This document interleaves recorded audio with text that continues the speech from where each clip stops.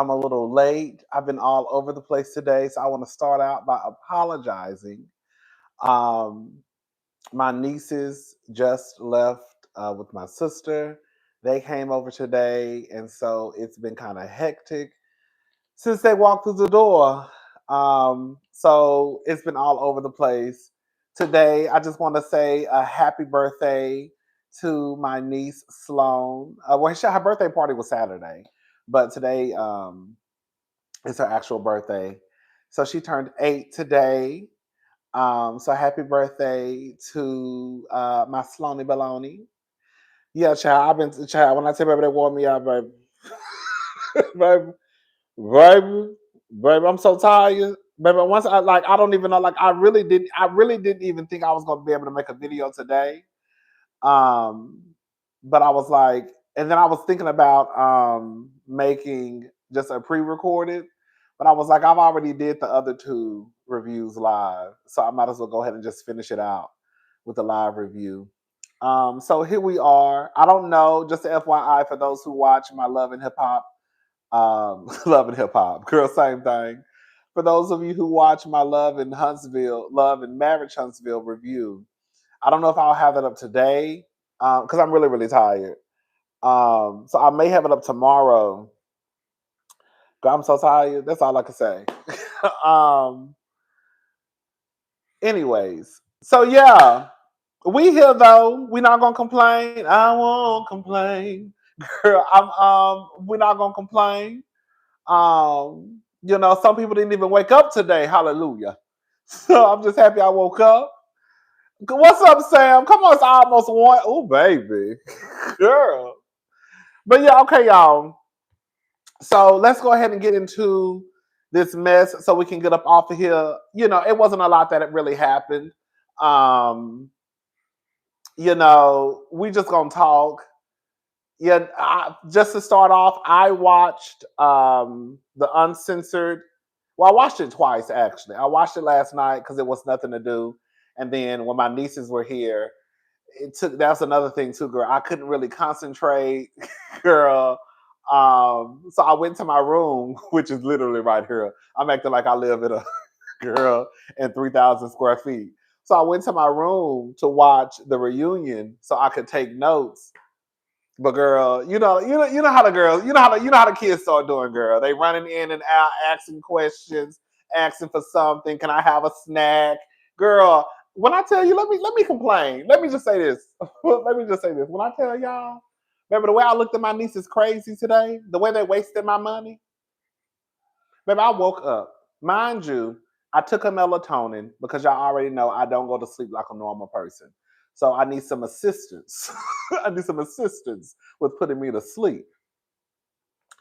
So I took the melatonin around like 11 something because I knew they were going to be here at 7 something. So, but the melatonin didn't kick in until like almost 1. So I was really sleeping when they got here. But I woke up extra early so I could put the bacon in the oven. I would cook some bacon. I cut some strawberry. Girl, I was really over here acting like I was cooking. Okay. Yeah.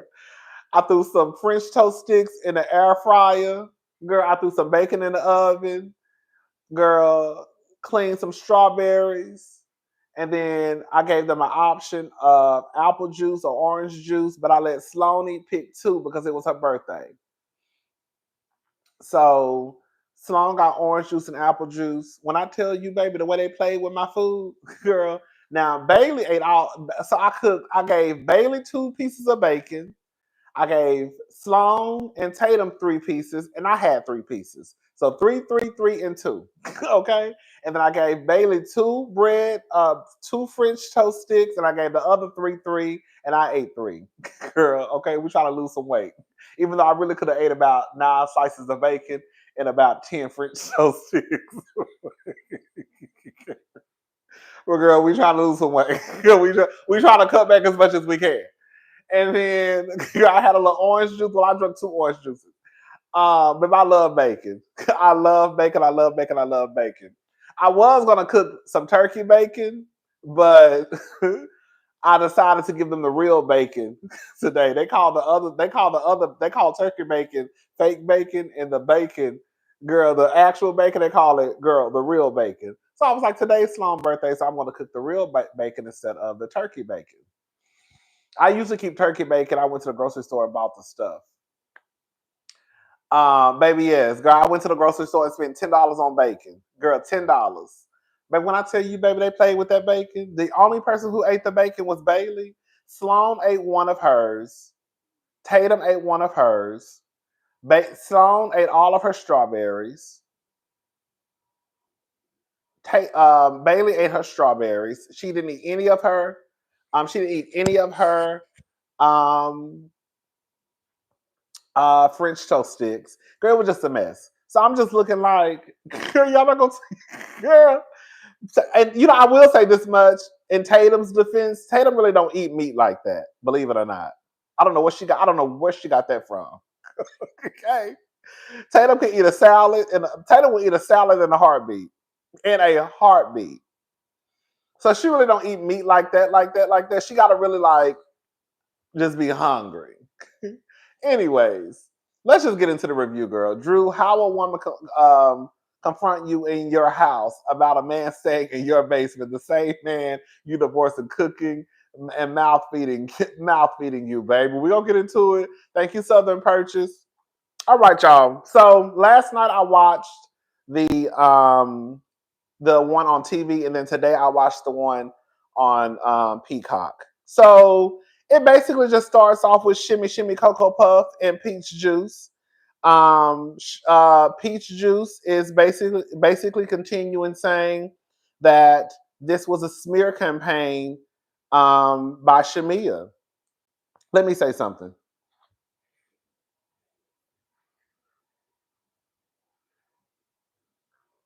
There is not a soul out there that is going to get me to believe that Shamia somehow sabotaged or there was a smear campaign against Porsha. I think what Porsha is doing is exactly what she accused Shamia of doing. Porsha has went down to the comments before the season ended, and she took notes on what some of the viewers were saying, and then she decided to come back and use that against Shamia at the reunion. The fact of the matter is, as much as people may not like Shamia right now, the fact is, at the beginning of the season, everybody was Team Shamia. And everybody was walking around here screaming from the top of their lungs that Porsha was jealous of Shamia. And that Porsha showing up to Shamia's birthday party late was an indication also that Porsha was jealous of Shamia.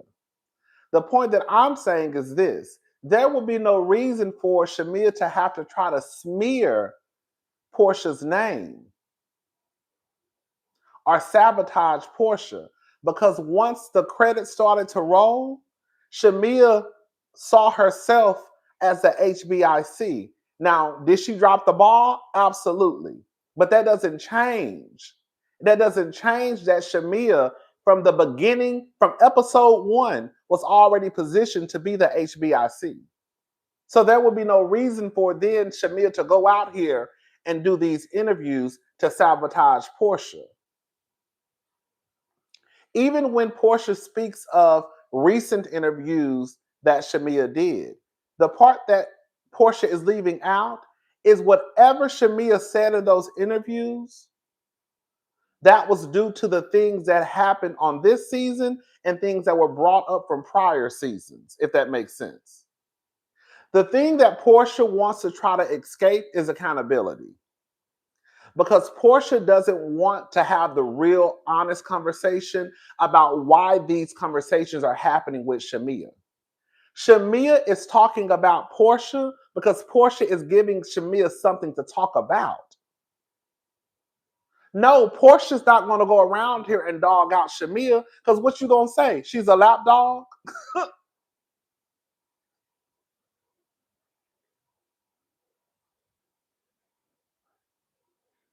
Does that make sense what I'm saying? Whatever interview that Shamia was doing and whatever came up about Porsha, it was due to the actions of Porsha. But Porsha doesn't, but Porsha feels as though you've been going around here talking about me. Yes, because you've been doing things for Shamia to talk about. And then when she talks about it, it's a problem.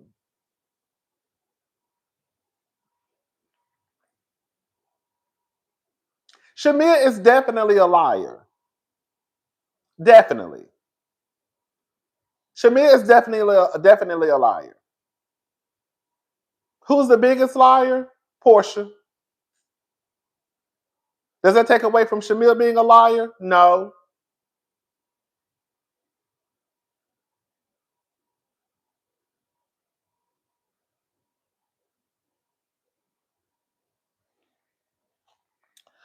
Why are you fighting with me? Because you're lying. You don't think you've been lying too? We're gonna get back into Porsha and Shamia in a little bit.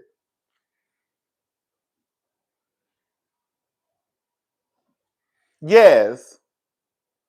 You're trying to make me look, and that's a thank you, Marie. Marie, you're trying to make me look bad. Like nobody's trying to make Porsha look bad. Porsha literally does that on her own.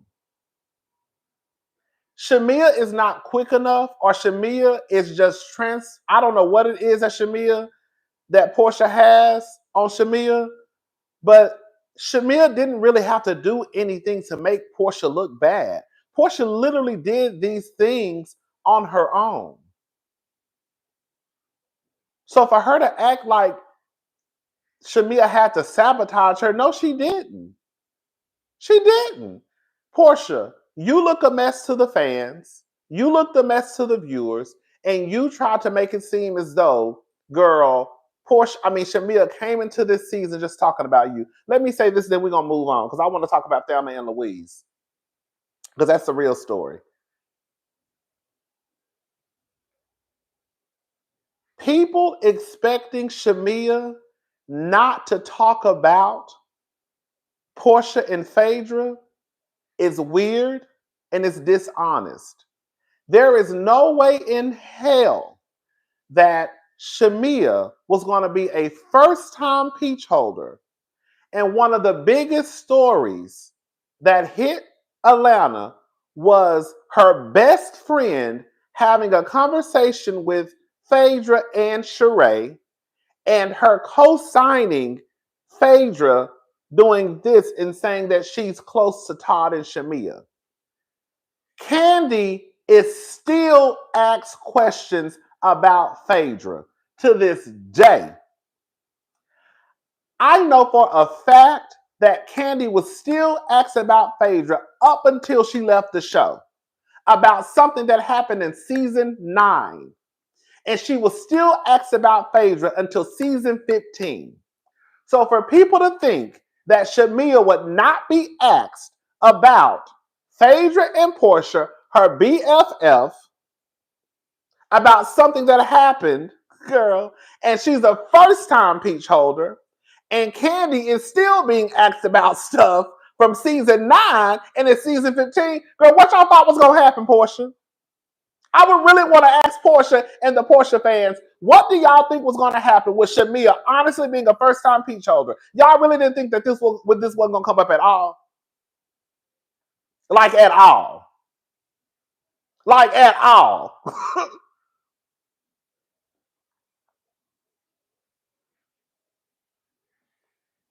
Shamia is doing what Cynthia did to Nene. If we talk about stuff off camera and makeup don't blindside me on camera, that's weird. Shamia is two-faced. Shamia has a problem with being honest with Porsha. She does. Um, but I don't know if I would take it that far. Do you think Shamia needed Candy there to help her? Ah, thank you, Brittany. I don't know. I don't know.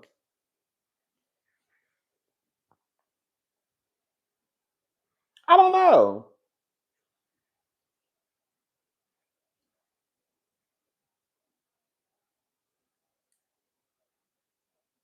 Mm-hmm. Okay, let's move on, y'all.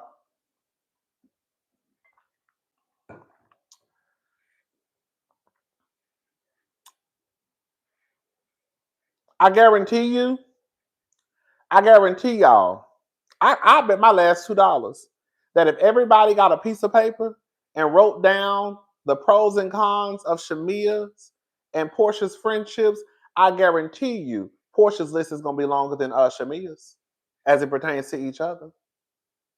Porsha and Shamia were supposed to be Paris Hilton and Nicole Richie. They turned out to be Meryl Streep and Goldie Hawn.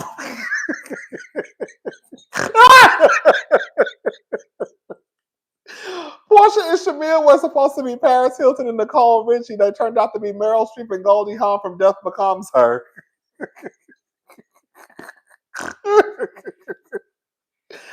Oh! Oh, baby, okay. Oh, girl. Oh, girl. Oh, girl. Oh, girl. Oh, girl. Oh, girl. I don't think that's true. They remain friends all these years, and you waited to get the opportunity to come on RHOA. She's been on RHOA though. Shamil constantly letting Porsha use her as a cover for her lies and being stung when when shit turns is funny.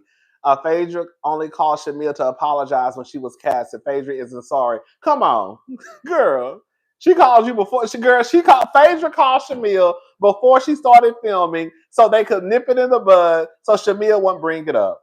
So if when it came up, Phaedra could say, "Girl, we already talked about this." Girl, bitch, you waited a week before your ass got casted to go to Grenada, and then you call Shamil. And then Shamil, like a fool, fell for it. Instead of Shamil just be like, bitch, you called me, girl, because I already knew what the tea was, girl. Fuck you and fuck your apology. That's what Shamil just needs to say. But Shamil want to be liked and accepted by everybody.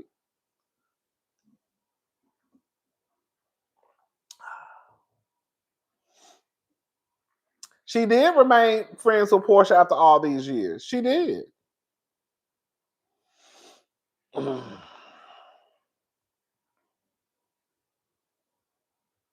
But she didn't. But she didn't have to. I think the thing that people are. I think the thing that people don't want to admit is that if Shamil really wanted to sabotage Porsha, Shamil was already offered a peach years ago. So don't y'all think that if Shamil really wanted to stick it to Porsha, she would have came in after Phaedra got fired and stuck it to Porsha that season? Like, I think the way that some people act is like Shamil has never been on the show and Shamil never had access to the show. Even if Shamil fell out with Porsha, she still had access to the show through Candy. Shamil is not a first time, second, or third time friend of the show. Shamil has been on this show several times. There would be no need for Shamil to wait until this season to try to sabotage Porsha. Because if she really wanted to fuck up Porsha, she could have fucked up Porsha after Phaedra got fired, came, fucked her up, took her spot, and went about her business. Porsha and Shamil are Paris and Nicole. The moms are Meryl and Goldie. Baby! That's all I'm saying. Like, she was already offered a peach plenty of times, and everybody has said that. If she really wanted to sabotage Porsha or come after Porsha, why would she wait until season 16? And the fact of the matter is, as much as people do not want to admit it, Shamia did not bring up her friendship with Porsha on this show. It was Angela. Girl. It was Angela who brought up their friendship. Am I tripping? Are we not watching the same show? Are we not watching the same show?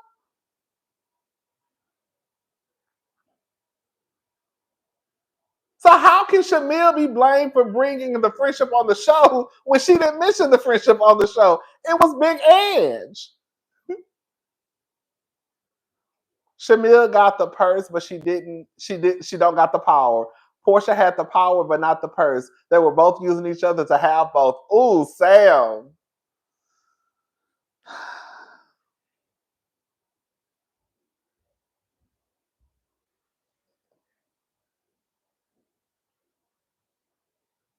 Angela brought it up because Shamia was talking. I want to ask y'all a question. I want to ask the girls and boys in the question. In the comments. Tell me, what did Shamia say about Porsha? I want to know, what did Shamia say about Porsha?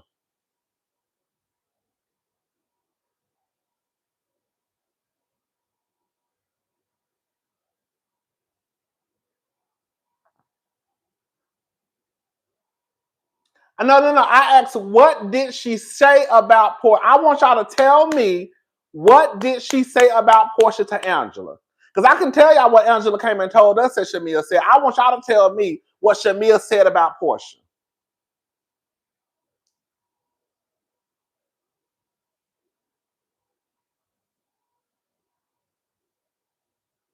Now, I want y'all to tell me what Angela came back and told us that Shamia said.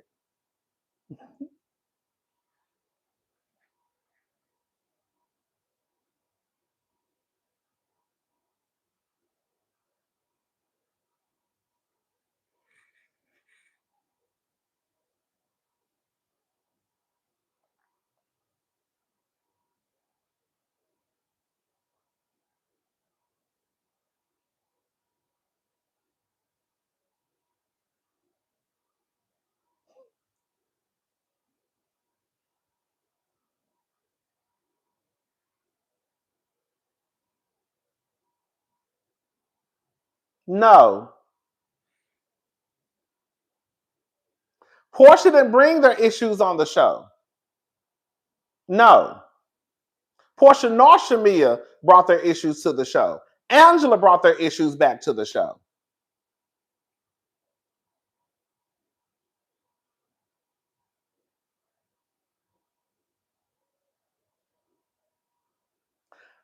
So when I asked the people, I must just stop talking. I'm gonna start asking questions. So when I asked the people what Shamia said, the most y'all can say is that Angela said that, and Angela said she said this, that the friendship was lopsided. What Angela told Porsha and what she said on camera is that Shamia told us that she was disappointed or / upset that you didn't come to her wedding.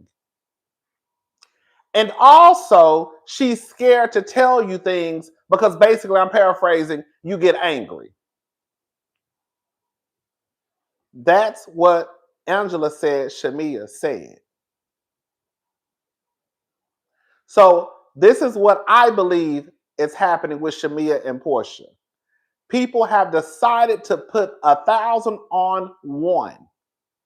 And people say, oh my God, Shamia was dogging out Porsha. Shamia was talking about Porsha. Yes, she was talking about Porsha. But let's talk about what she said.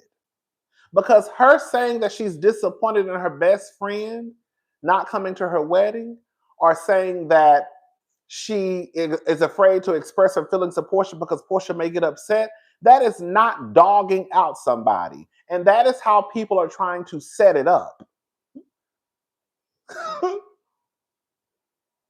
And so when Porsha says, I haven't talked about you, you don't have to talk about Shamia, because your actions show everything that I need to know about how you feel about Shamia.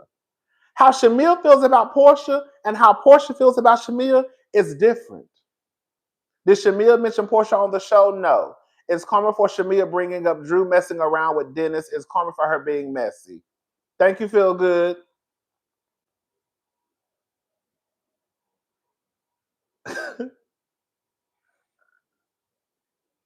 Baby, yes, y'all did. It was people online talking about how Shamia was dogging out Porsha, how she was talking about Porsha. When you say that somebody is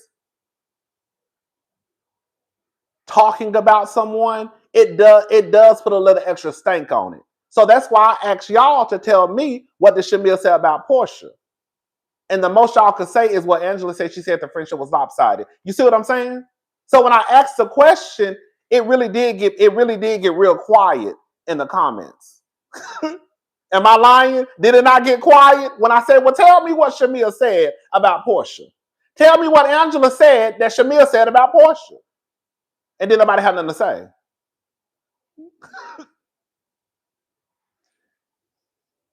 How you let Porsha cause you to fumble your peach, apologize to the cast, and she still hasn't been held accountable for sharing her business. My God, today, baby, Shamia looked like a goddamn fool. I didn't pay attention to what she posted on YouTube. I just saw she came downstairs. I mean, came downstairs. She came down and apologized to whatever she apologized to. Girl, I said, girl, you look crazy. Anyways, let's move on. We'll talk about Porsha and Shamia in a little bit. Bitch, fuck Shamia and Porsha. I want to know about Thelma and Louise. I want to know about, girl, I want to know about Mama Morton and Dirty Diana. No. Dirty Diana. I want to know about Dirty Diana and Mama Morton. So all I know is this is what they said. They said that Porsha said that they mamas was best friends, and then Dirty Diana looked up, and Mama Morton was buying her daycare. Shamia said, girl, the friendship was already over, and when my mama bought the daycare, basically. Now, I have a few things to say. I'm going to tell you, this is what I think happened. They had already fell out. Mama Morton wanted to stick it to Dirty Diana. So she said, I don't fuck with that. I don't fuck with her ass anyways.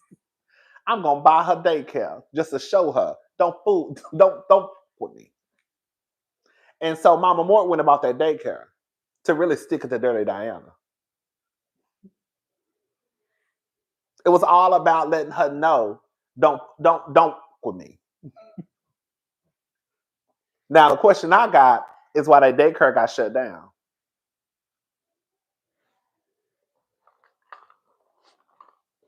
And why was Mama Morton in a position to even buy the daycare?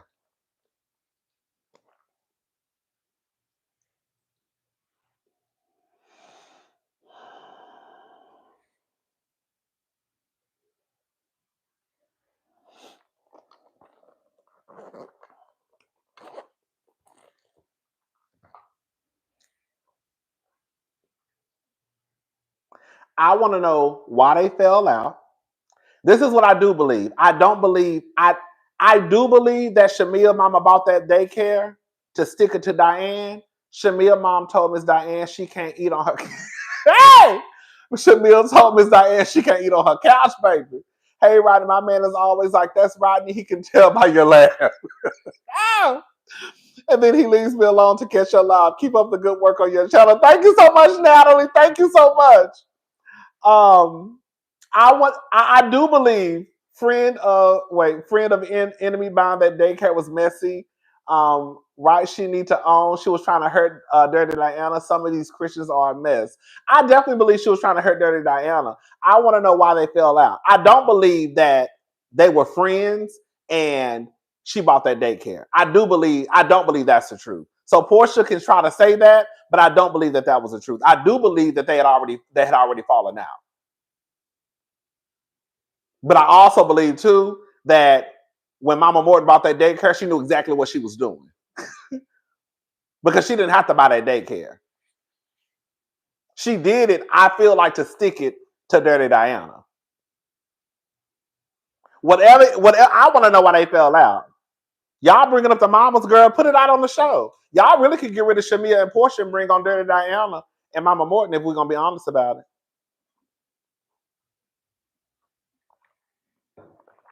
Hello? Just bring on Dirty Diana and Mama Morton, because that's what a real story is. Because what's going to happen with Shamia and Porsha is Shamia ain't going to never stand up to Porsha. Porsha going to continue to run over Shamia and make her look crazy.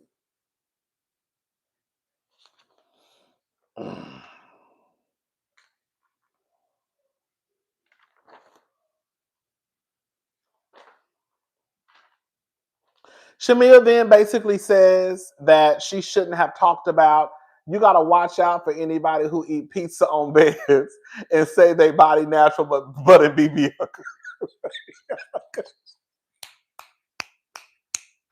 You gotta watch out for anybody who eat pizza on beds and say they body natural, but in BBL commercials. Come on, come on, come on, come on. Let's talk about it. Shamia basically says she shouldn't have talked about her friendship with PJ. I mean, to the others. Did y'all hear Angela say why? I know y'all heard Angela say why. Shamia says that I shouldn't have talked about my friendship with PJ to the others. And Angela said why? I said, bitch, did you just say why? Because you're the one who really and truly got the party started. Girl, Porsha and Shamia was over there living in a land of delusional. Okay? Porsha and Shamia were over on the other side, living in whatever land they have created. Girl, they said it worked for our friendship, and that's what worked for their friendship. What you mean? Why, Angela? Because you the one who got this shit started again. If we're just gonna be honest, Angela, you the one who got the shit started. You the one who got the shit started.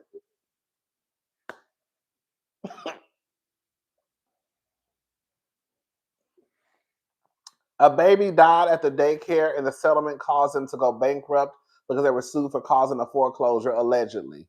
Girl, I added the allegedly. Oh, girl. Thank you, IMC Brown. Dirty Diana was foreclosed on Mama Morton, and Mama Morton saw an opportunity. Thank you, Dina the Explorer. Baby.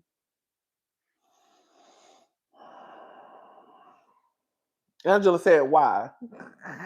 When Angela said, why, when I said I must have hollered in his house, I said, did this bitch just say, why? Did this bitch just say, why? Yeah. Angela came on the show and ruined the whole girl 20, 30-year friendship. Girl, them girls was doing just fine. Girl, she said, why? Bitch, y'all, when I said I had to rewind my TV, I said, did she just say why? Girl, what you mean, why? You the one who went and bought this shit on camera. Bitch, me and Porsha were doing just fine. Okay. Bitch. I put Angela admits to saying she thought the friendship was lopsided. Porsha basically says that Porsha says that, I'm sorry. Shamia is shaking in her boots like Porsha is going to yoke her up in the dressing room during break. Angela knows she's wrong. That's what I'm saying. That's why I don't have no respect for Shamia, because Shamia act like she's scared of Porsha, and I don't know why. If P and S can get messy and chat with Ralph, then nothing's off limits. Andy should have pressed them about the origin beef. That's what I'm saying. This is what I feel like Andy was doing. I feel like Andy was just throwing the questions out there, but he really wasn't trying to press certain things, especially things that had to do with Porsha. I don't know if y'all, it ain't got nothing to do with me disliking Porsha, but I don't know if y'all caught that. Anything that had to do with Porsha, he really didn't press the issues. It was just he kind of just threw it out there, and then they went on. He literally had Shamia up there basically telling people what she could have done different in the friendship. Bitch, what? I'm late, but there would be nothing for Angela to bring up if Shamia didn't talk to them as they weren't her friends. She was a fool for doing that. Yeah, that is true. There would be nothing for Shamia to bring up if Porsha didn't get on TV saying that Shamia was fucking Candy and Todd. Girl, that's true. Shamia did not have to bring it up to Angela, but there would be nothing for Shamia to fuss about if Porsha wouldn't have got on TV with Fedra talking about this. Girl, like, I'm just saying, y'all. We gotta start at the beginning. We're gonna start at the beginning now.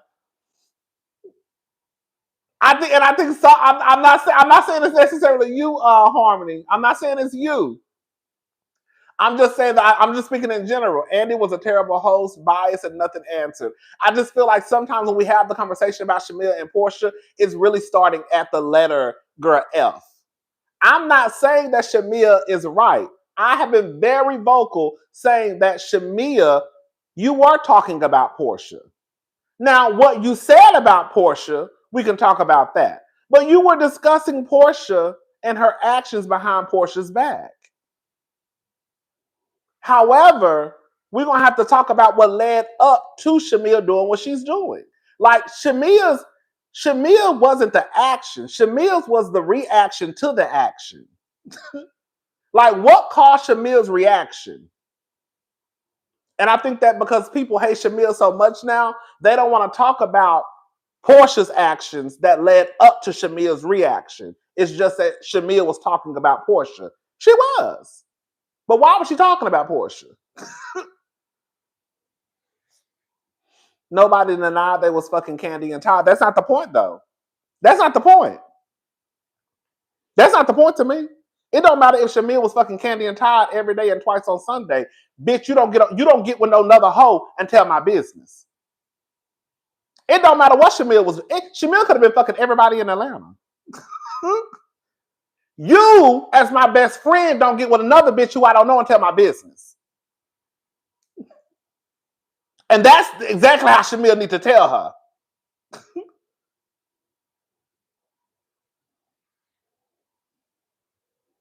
I get that, but chat's going backwards with Shamia not owning anything. It's people pleasing behavior. I'm not a Porsha fan, but Shamia gives room for her to get away. Thank you, Harmony. No need to attack or pull someone by their hair. Have two bitches fighting with each other like Angela did. Okay. That's not true. You just made that up, Rodney. Your dislike for Porsha has skewed your perspective. No, it really hasn't. Tell me what did I say that was skewed? Tell me. Tell me. I'm awake. What's your name? Pamper me. Tell me. What did I say?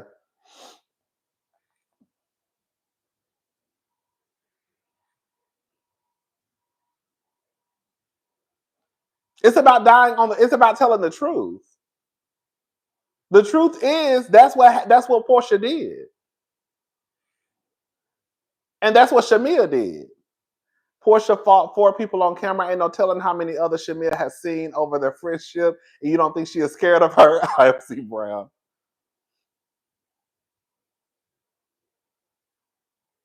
You are hyper focused on old beef between the two. What happened this season, girl? But that's what they. But it came up during the. But it came up during the. It came up during the. Okay. Okay. Porsha is a bad friend. Shamia remained friends with Porsha afterwards. You can't hold something over my head when you get around new people. Shamia should have addressed it before becoming a peach. That's true. But Porsha remained a bad friend, though. Thank you, Feel Good. Porsha remained a bad friend. I think Porsha is a con artist. Shamia let her get away with it. It's frustrating.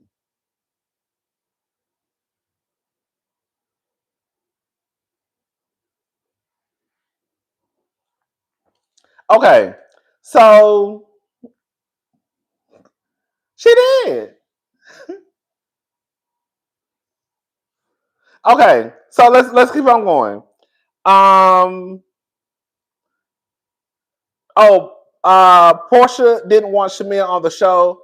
Um, basically, Porsha says that they basically outside of the show, they have a group of friends, and she says Shamia was basically complaining to the friends that Porsha didn't want her on the show. And then Porsha says, that's not true. Andy, haven't I wanted Shamia as a housewife? And then Andy said yes.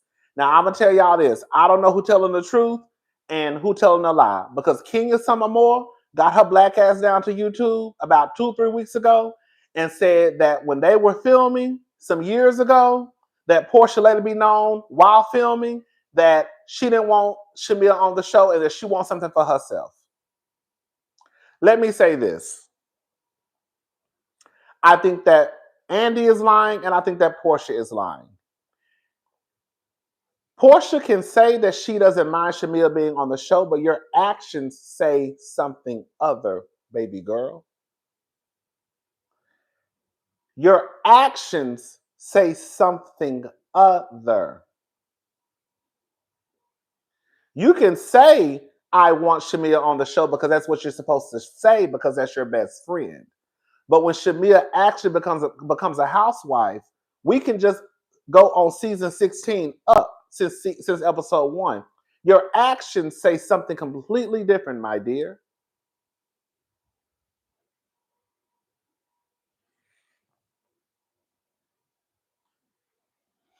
Key didn't say Porsha told her. She said she said it on film.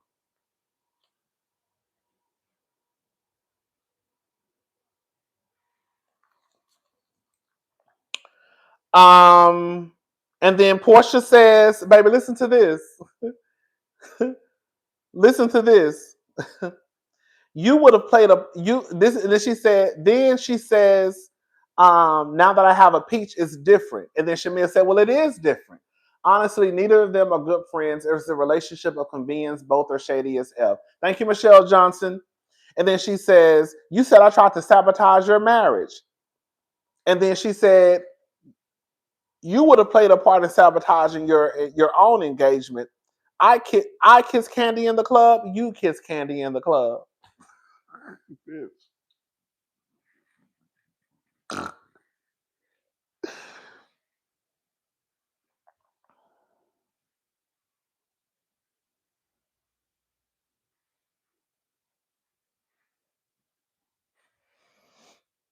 I think Portia genuinely believes she was blindsided, given they talked beforehand. Shamia lying, acting like it was good and it wasn't. Um, I don't. Thanks. No, I don't know what that is. No Tom Portia. I don't know what that is.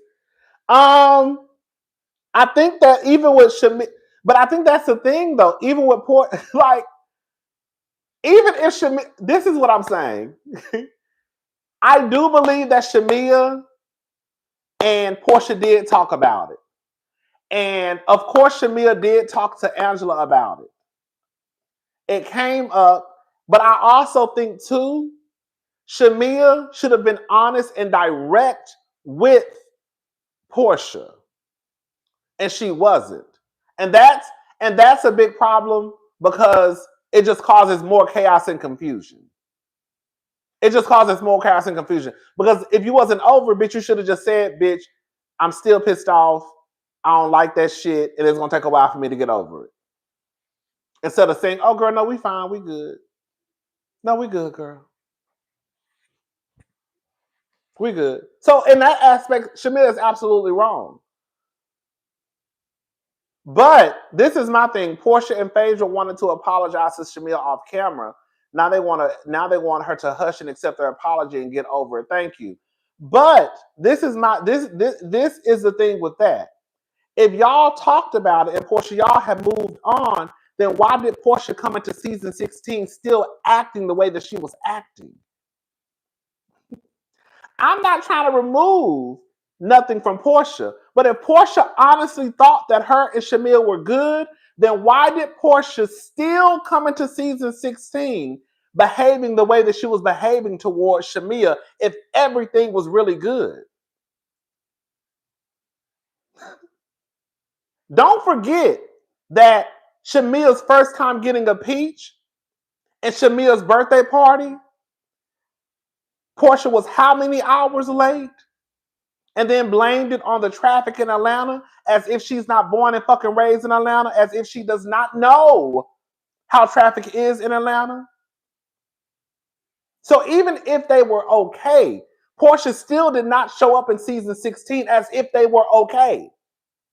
Don't forget that Shamia sat at a table and played her song, and Porsha sat there and overtalked her song and said, "Oh, girl, that's Drew. Why the fuck would Shamia be playing a fucking song by Drew?" So again, yes, Shamia should have told Porsha how she felt. But if Porsha really honestly thought that her and Shamia was good, she still wouldn't have come into season 16. So she could sit here and say that she wanted Shamia on the show, but your actions do not show that of somebody who wants her friend on the show. Like, girl, am I making this shit up? Like, am I making this shit up? Are we not watching the same show?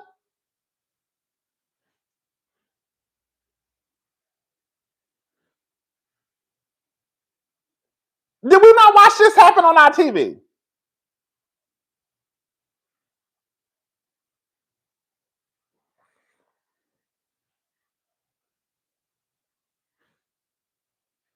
No, I'm dead ass. Additionally, when people were saying Shamia was talking about Porsha, not Brit before Brit, Porsha didn't shut it down. She was ready to torch that relationship.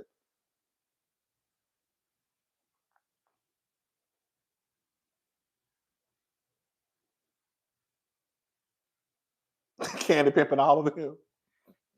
I'm pimping all over the world. Porsha from Decatur. Decatur is not Atlanta, cuz. Oh, God. Oh.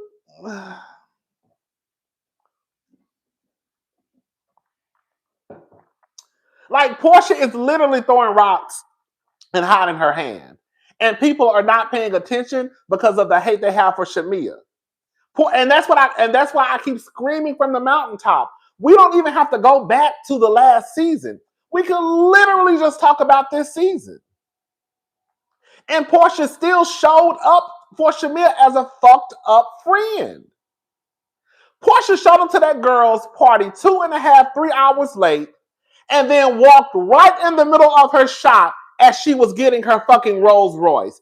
If that ain't no hating ass shit, you show up 2.5, 3 hours late, you blame it on traffic, you have to leave at a magic hour, and then as she's in the middle of receiving her gift, you walk right in the middle of the motherfucking shot.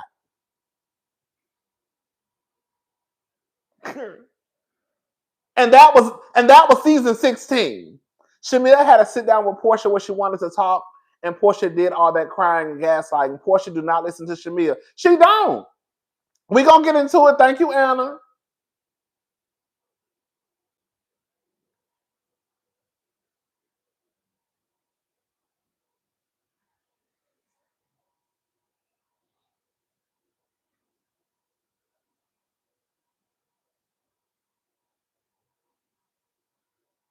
Y'all, I mean, I feel it'd be hard for me to have conversations like this because I be feeling like, girl, I be watching a different show from some people.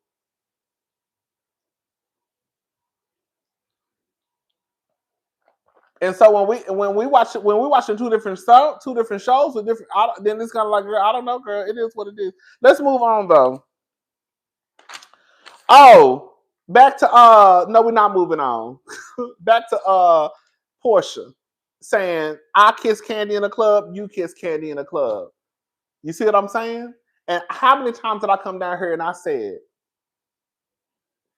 baby, listen, I'm old. Okay.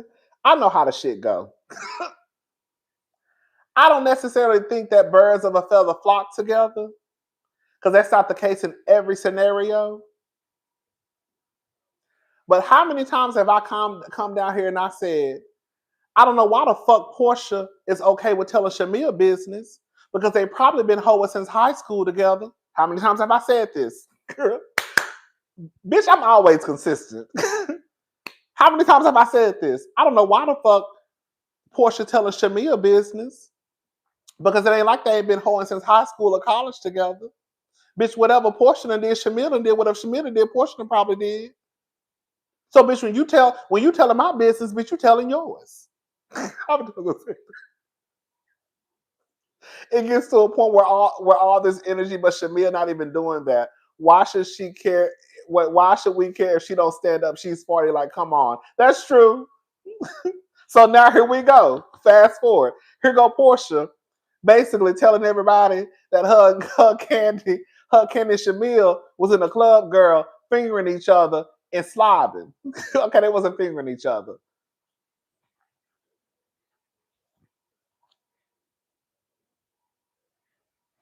Shamil is a great friend who invites you to the strip club for lemon pepper wings and twerks on a dime. Thank you. Ooh, girl, and y'all know what happened after y'all know what happened after Porsha said that? Didn't nobody say nothing. The only people who said something was Kelly and Drew. Did she just say they kissed Porsha? Did they just say they kissed Candy in the club? Mm-hmm. And then Drew did like this. Mm-hmm. Bitch, hold up. Bitch, the only two people who said something was Kelly and Drew. Kelly said, "Did she just say that they kissed Candy in the club?" And then Drew said this. She did. Bitch, Andy, bitch, wake up! This bitch just said they was kissing Candy in the club. Bitch, y'all done already opened up the door to talk about Candy and Todd. Anyways, y'all might as well go ahead and finish the conversation.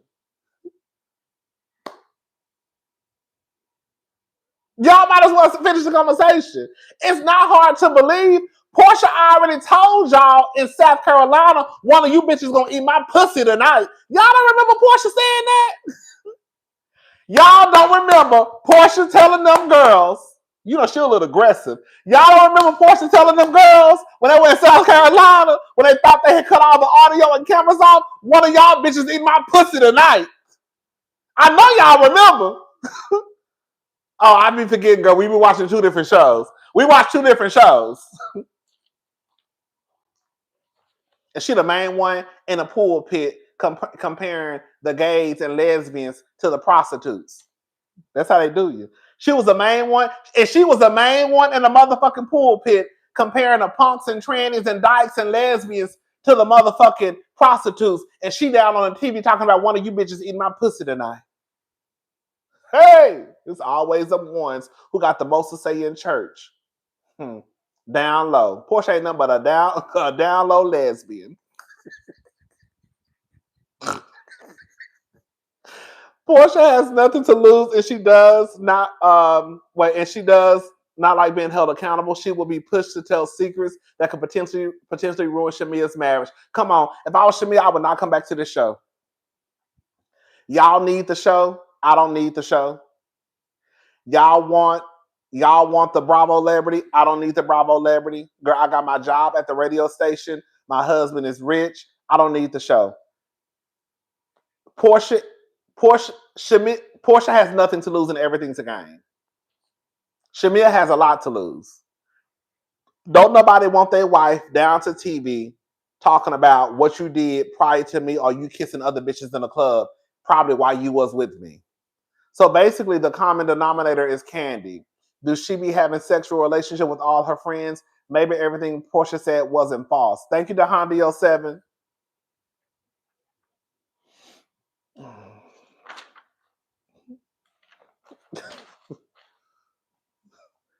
I wouldn't come back to the show. I wouldn't. I wouldn't come back to the show like if I was Sutton. I know some of y'all don't watch Real Housewives of Beverly Hills. Like I said about Sutton, if I was Sutton, I wouldn't come back to the show. If I was Shamia, I would not come back to the show. Girl, fuck y'all. Fuck this raggedy ass show. Girl, and fuck and all y'all can suck my motherfucking pussy. That's why I don't have no respect for Shamia. What's up, Carlos? That's the problem. Shamia wants the attention. Her barking at the table is stuck in my brain. That's why I don't have no respect for Shamia. Because instead of Shamia being a bad girl, you think I would have came down to the motherfucking internet and apologized to half of those girls? The only one who I probably would apologize to, I'm not gonna lie, is probably Porsha. Because that's my friend. I've been knowing her for a long time. Girl, I hate that we in the spot we in right now. I hope we can just, we might not get back to where we were, but I hope that we can figure something out. She about the only person I probably would apologize to. Probably. Girl, probably apologize to. But everybody else, baby, I would have told them to suck my motherfucking pussy. I don't owe y'all a motherfucking thing. Okay?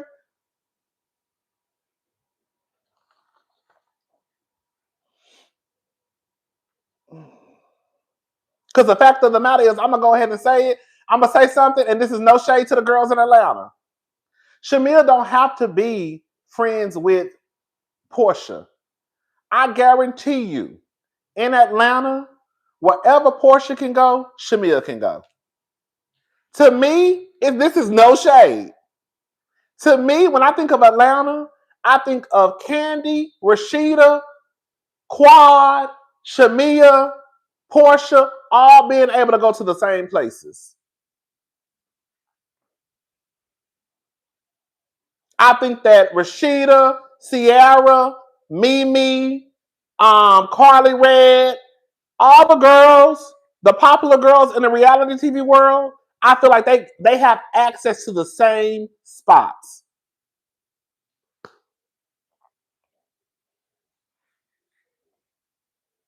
So in the grand scheme of celebrity in Atlanta, girl, y'all all on the same level. Like, don't nobody got to use nobody for nothing because, girl, at the end of the day, girl, we all go to the same brunch spots. We all go to the same clubs. We all can get a table at the club. Like, ain't no elite in Atlanta. Baby, that's basically what I'm trying to say. Girl, I'm not trying to be funny. Ain't no elite in Atlanta. That's all I'm really trying to say. Like, it really ain't like no elite people in Atlanta. Now, when you probably start moving over to Los Angeles, they'll probably look at all of them like they crazy. You see what I'm saying? When you probably start to move over to New York, they may look at you like you crazy. But in Atlanta, girl, y'all.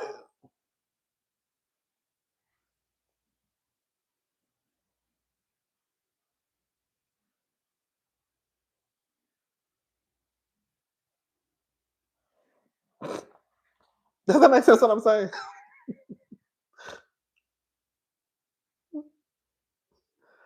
No, I really do believe that. I'm saying, I really do believe that. Candy just started to really bump shoulders with the who's who of Hollywood, if we're gonna be honest about it. While Candy is Candy Burris, Candy just really started to bump the shoulders with Denzel Washington, Jake Gyllenhaal, like the who's who.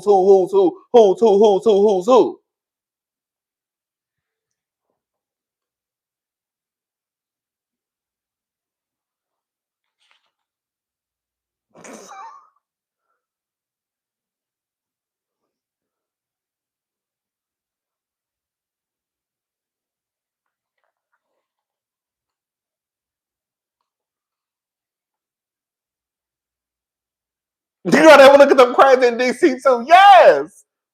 Girl, the political world in DC. That's what I'm saying. Like when I think of like DC, when I think of like Miami, LA, New York, like I think it's a different vibe than when I think of Atlanta. And I'm not trying to be shady to Atlanta because girl, Houston is Houston. But what I'm saying is when I do think of the girls in Atlanta, like I don't think like I think they have access to all the rooms in Atlanta. Like I don't think that the girls could go to LA and just girl bump into a room with Kathy Hilton. They'll probably look at them like, girl, who the fuck is Shamia and Porsha? Who? Girl, who the fuck is Giles and the Puerto Rican princess? In Atlanta, girl, they could just go pretty much anywhere. If they went to DC, y'all think I'm trying to read. I'm not trying to read. I'm telling y'all that. Let me move on. Let's move on because this review is getting too goddamn long. Hold up. Shamia's response to Portia's flowers. Oh my God, so cringe. What did she say about Portia's flowers? What did she say about Portia's flowers?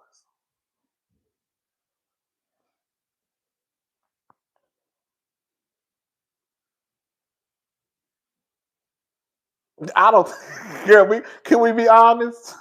Can we be honest? 214 beans. I don't think Kathy knew half of them motherfuckers at that point.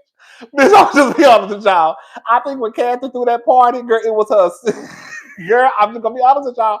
Girl, I don't think Kathy knew half of the motherfuckers at that point. I don't think she you think Kathy know who Dr. Heavenly is? Bitch, I'm not trying to be funny. Bitch, y'all think that Kathy know who Dr. Heavenly is? I don't think Kathy knew half of the motherfuckers out. I think Kathy just had her assistant go through the payroll or go through the goddamn employee list down at Bravo and said invite all the girls. And they all came out. I don't think Big Mo that Kathy Hilton know who the fuck Quad is. Girl, I don't think she know who Toya Harris is. I don't think Kathy would be like Heavenly Father. I don't think she know who Dr. Heavenly is. I don't think she know half of the motherfuckers that was at that party. And I'm just gonna be honest with y'all. Kathy got that list from HR Bravo. That's exactly what happened. And Kathy didn't even get the list. Her assistants got assistant number 1, 2, and 3 got the list. And they invited them people to that party. And Kathy was just like, nice to meet you. Remember on Devil Wears Prada? Bitch. Remember on Devil Wears Prada when Miranda don't know none of the motherfuckers' names, but girl, everybody come to the party? That's literally Kathy Hilton. Girl, her assistant is standing behind her, and she's like, who is this? They're a sponsor that part. Come on. She's like, who is this? Oh, that's Dr. Heavenly from Marriage to Medicine. Oh, Dr. Heavenly, nice to meet you. Who is this? Oh, that's Quad. Oh, Quad, nice to meet you. Girl, who the fuck is this? Who? Toya. What show she on? Married to Medicine. Oh, Toya, nice to meet you. Girl, that's literally Kathy Hilton to me. She don't know them goddamn people. Bitch.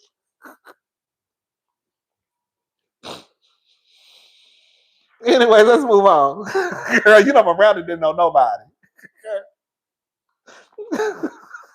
Okay. Anyway, okay, let's move on.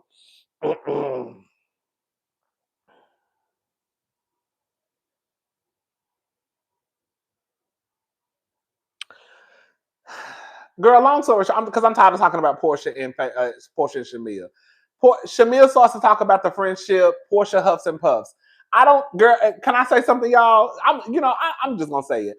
I don't think Shamia is scared. Well, I don't know if Shamia is scared of Porsha or not. But I don't know if y'all have noticed. It really could be difficult for people to have a conversation with Porsha.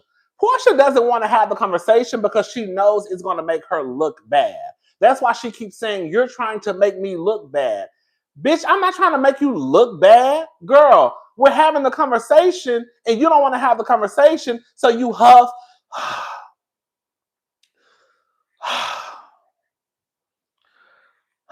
I don't know, what are we talking about?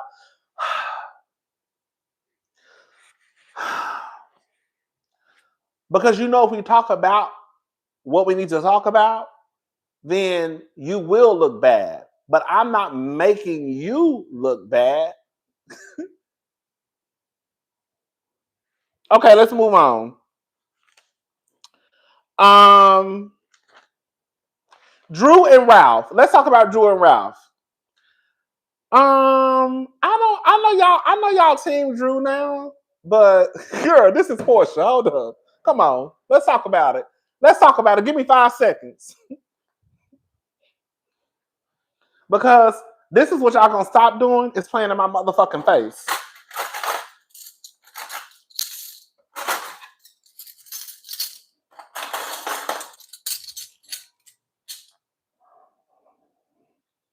Do y'all not remember when they were at that restaurant and Shamia tried to talk to Porsha? I know y'all remember when Shamia tried to talk to Porsha about her feelings. And what did Shamia do? I mean, what did Porsha do?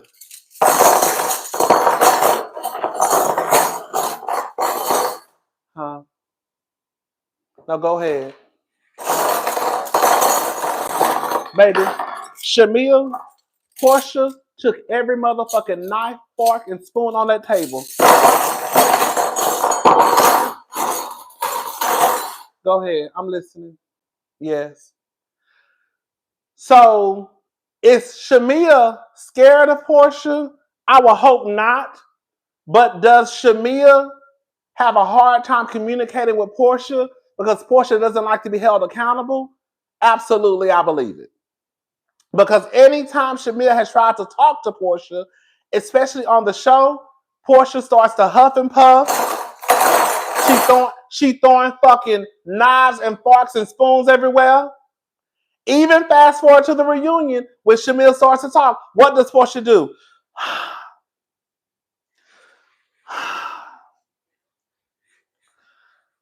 I just don't want to, we don't have to talk about, I don't.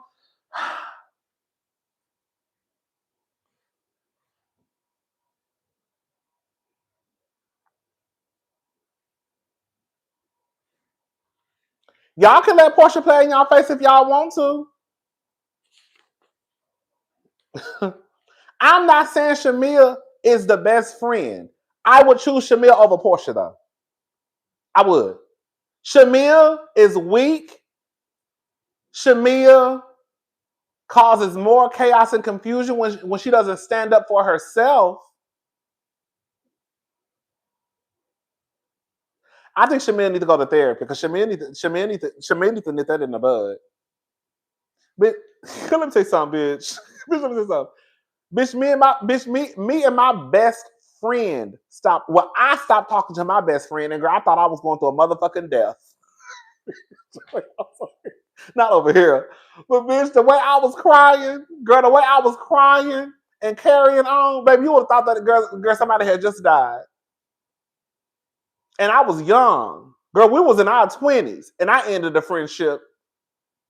Now, it wasn't as long as Porsha and Shamia's. So I try to get, believe it or not, I do give Shamia and Porsha, I try to give Shamia and Porsha a pass to a certain extent because I do understand that for a lot of people, even though it's not right, people do look at the quantity of a relationship instead of the quality. That's why they're hanging on to the friendship because they say, like most people will say, girl, I've been knowing her my whole life. I've been knowing her since I was in middle school. I've been knowing him since I was in diapers. That's why they hung onto that relationship for as long as they did, because it was the amount of time that they had put into the friendship. Not that the friendship was actually the best, the relationship was actually the best. It was more so, girl, when I say friendship breaks up on the work, babe, when I say, bitch, I damn near died, babe, I damn near died. Girl, I damn near died. I was just talking about that with my friend the other day when I took her out for her birthday. I was like, girl, remember when we was working at HEB and so got over me and I came to work crying and you sent me home? Baby, I was devastated, girl. I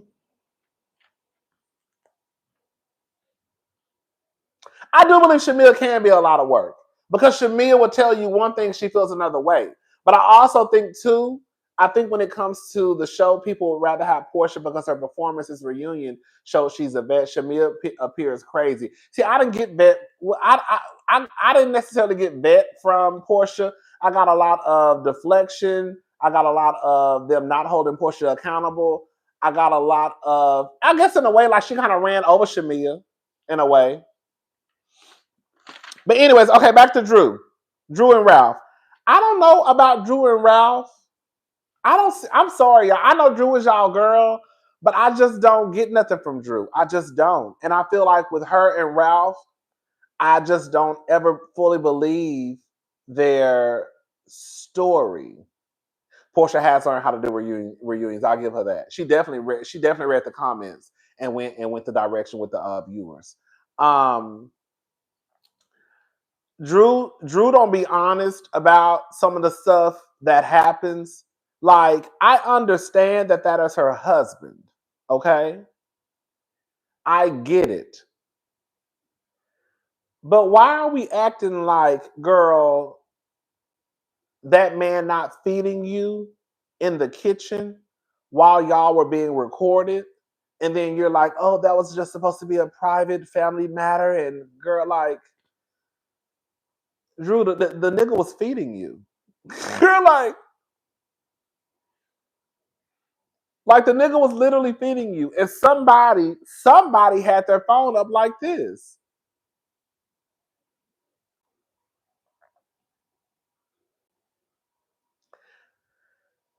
I don't know. I don't know. It is weird to me. Too many liars on this cast, girl. Everybody be lying, girl. I think the only person that probably didn't get caught in a lie at the reunion was probably Cynthia.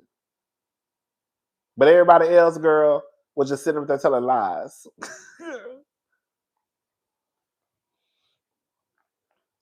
Too many lies and secrets. And you know what? Can I say something? And I was gonna make a different video about this. Girl, we're gonna stop talking about Atlanta for a second. Well, we're gonna stop talking about the reunion for a second. Porsha got the cast to gang up on Shamia low key, baby. Shamia,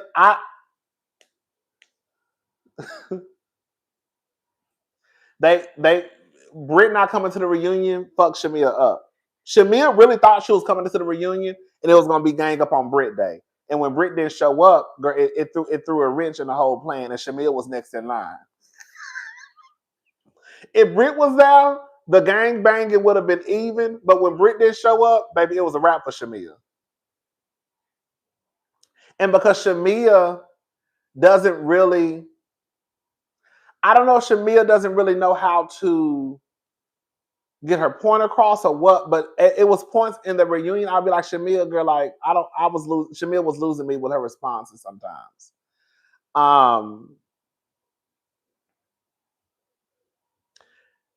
Moving forward, unless Atlanta gets someone on the cast who can push the storylines along, they are going to be doomed. Because based off of the two girls in charge now, which would be Porsha and Phaedra, Porsha just wants the twerk energy, as she said, and Phaedra wants to live in some fantasy. They don't really want to tell their real business. See, the reason why Beverly Hills was decent for at least like the last 2 seasons or 3, I'll say 2. This season wasn't bad to me, honestly. But the reason why it was working so well for Beverly Hills for the last few seasons, in my opinion, was because of Garcelle and because of Sutton. Because they didn't mind pushing the shit along. If you have nobody to push the storylines along, then it all just falls flat. Like in real life, there is no way that Porsha should have been able to come back to this show with the shit she had going on. You arguing with your husband online, girl, he calling you a dummy, you pretty much saying he has erectile dysfunction, and nobody asks no questions. Like somebody is needed to push the shit along. That's why when Karen pulled that shit this year and nobody really was there to push the story, it like y'all don't want to say nothing. Karen got into a whole wreck. And the person who y'all had up for the job was Jacqueline. She failed miserably. You see what I'm saying? Because what happens is when they start to play with the viewers get mad. Shamia is a people pleaser, and she's been doing it for so long, it's manipulative. She can't remember her lies. She comes off dishonest. You can see her thinking of what to say. Thank you, Kiki Alex. So it's just like, it just becomes like now, like in Potomac, instead of telling the truth, they start to create lies. And my honest opinion, it really is a slap in the face of the viewers. That's why I get so frustrated with Kyle. Kyle is out here prancing around with this motherfucking, and bitch, not even a lesbian, bitch, a stud.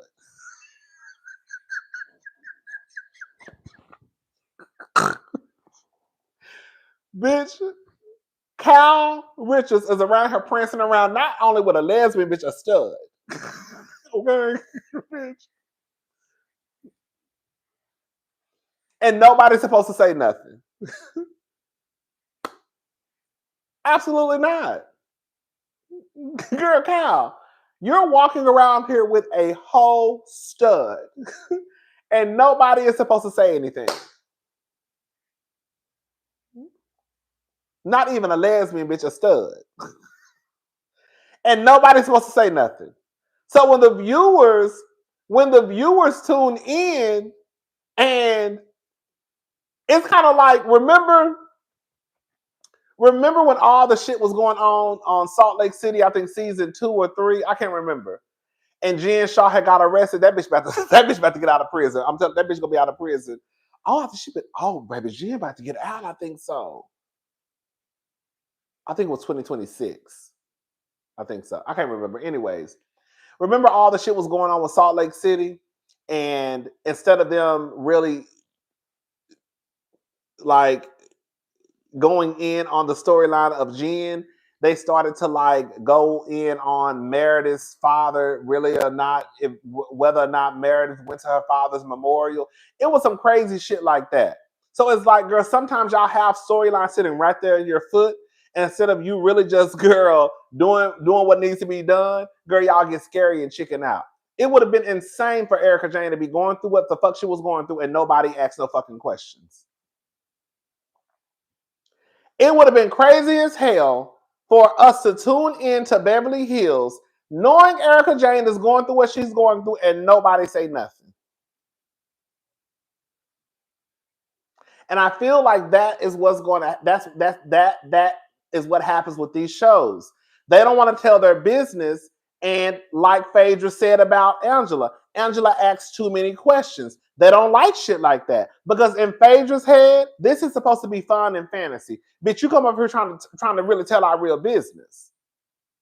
We supposed to just be twerking and having a good time. When you come up here asking all the motherfucking questions, you fucking up what we got going on. That's what Phaedra meant when she said Angela asked too many questions.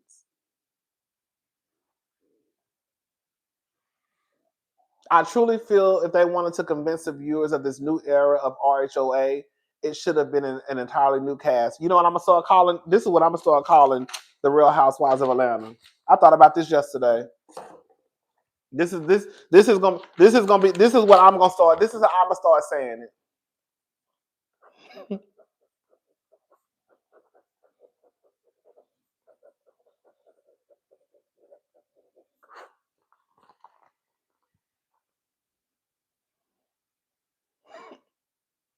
That's how we're gonna start saying it. That's how we're gonna start saying it. When they talk about the new era, this is what we're gonna say. Y'all heard it here first. You heard it here first. You heard it here first. Because that's exactly what season 16 was. The new era. Girl, this era. Girl, y'all fucked it up. Girl, yes. That's what it's gonna be. It's not gonna be ERA. It's gonna be ERROR. Anyways, back to the review, y'all.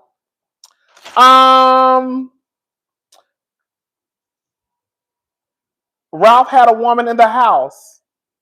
She walked up to Drew asking Drew's name. That hoe would have got pumped. That bitch would have got punched in her motherfucking face at that schoolhouse.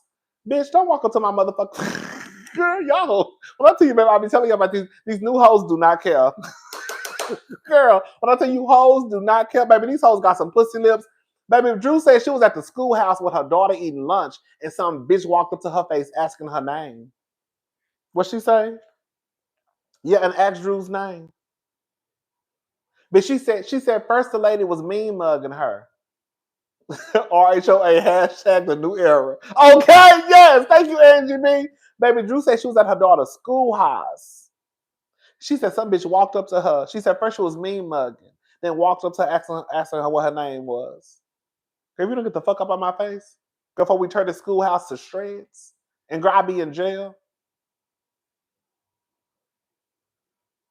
You know who the fuck Drew was, girl. Get the fuck out my face. Don't walk up to my face no more. And I would have went downstairs and knocked on that nigga's door and told him, don't have your bitch walking up to my face no more.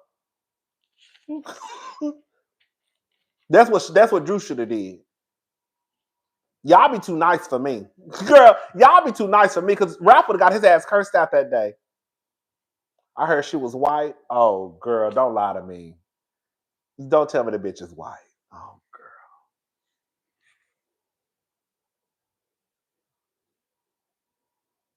And then Ralph lying. Ralph said, when I tell you, Ralph said the bitch came over to sit outside and talk. I said, when I tell you niggas, I tell you, y'all niggas make me so sick. Y'all niggas make me sick. Ooh, y'all niggas make me sick. Ooh, y'all niggas make me sick. Girl, Ralph said the bitch came over. And girl, they didn't go inside. They was outside talking about fitness. Bitch, I said, bitch. Oh, girl. I said niggas will lie. girl, and like with a straight face. Girl, with a straight face. You want me to believe that lady came over to your house, had to go through security, show her driver's license, just for y'all to talk about fitness outside? Can I say something? Can I say something? Can I say something? I saw one of the cousins say something like this today online. She know who she is. Cousin Stay. Girl, I'm gonna add a little bit extra to it. Can we have some kitchen table talk? I'm gonna go ahead and say that I ain't gonna take it back. I don't like the fact they had Ralph at that motherfucking reunion. I'm gonna tell you why.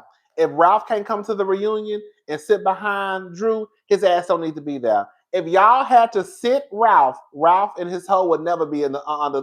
Okay. Wait, Ralph and his hoe would be under the basement. I know that's right. Can you imagine Drew bringing a nigga into that house? Let's talk about it. Can y'all imagine what the fuck Ralph would do if he found out a nigga was upstairs? I'm just saying, at some point, it's just about keeping chaos and confusion down. Girl, nobody got to go to jail tonight. Because if Drew had a man in that house upstairs, Ralph would have a fucking fit. If Drew had a man pull up to that house and she went outside and had a conversation, I bet you Ralph would have a fit. I bet you if Ralph saw Drew outside talking to another nigga in the driveway, he would have a goddamn heart attack. Girl, just like all I'm saying is we separated. I'm just, this is just for me. If I was in a relationship and that was a setup for the time being, I just to keep the chaos and confusion out, I wouldn't even bring no nigga to the house. Cause girl, you know what I'm saying? Like, girl, I'll come over to your house because, girl, my husband. Like just to keep the shit down. Should no bitches or niggas be coming over? Just everybody just stay home, girl, because we already know how situations like that can turn out. So just to keep everybody out of jail, okay, just don't come over here. Cause I'm okay, cause bitch, baby, that whole house would be on fire. But let me say this.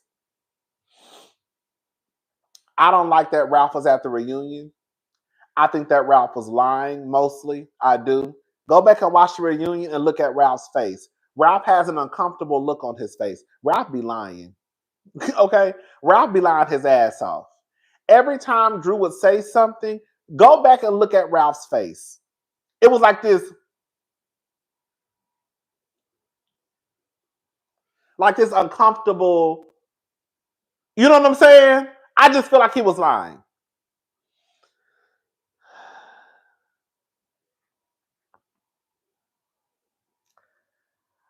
If a white housewife was going through what Drew was going through, I do not think they would have the husband at the reunion sitting on the other side behind another woman.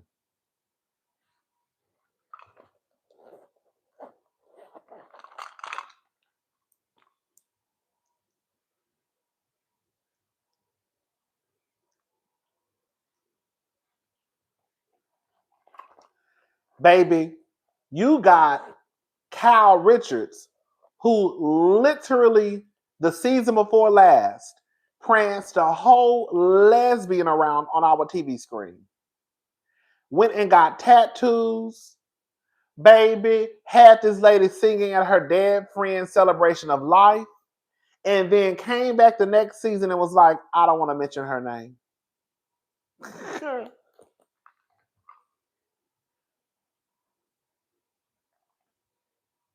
And said, I don't want to mention her name. Girl, what? What I tell you, can't have me. Bitch, what the fuck you just say?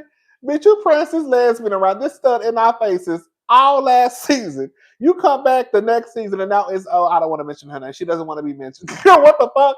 Bitch, bitch, when I tell you, bitch, I feel like what you mean? Girl, we already know her name. That's like PK sitting behind Kyle. Come on, baby. You would never see a white housewife with their husband sitting on the other side of town behind another woman. Because if we got to go through all of that, then they don't even need to be here.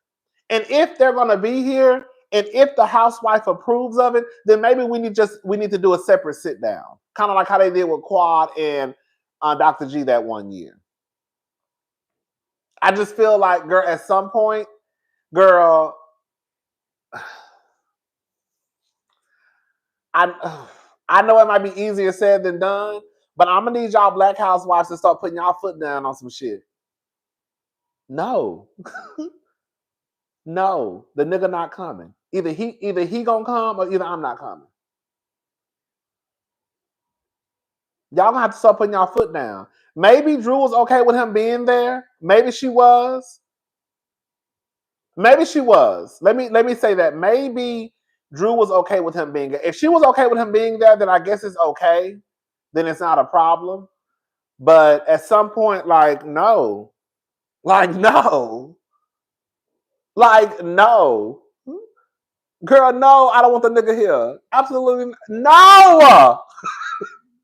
This is extreme, but the girls not defending Drew reminds me of the abusive relationship Taylor Armstrong on Real Housewives of Beverly Hills. That's why I can't. I swear, That's what I be saying. Like, I don't understand.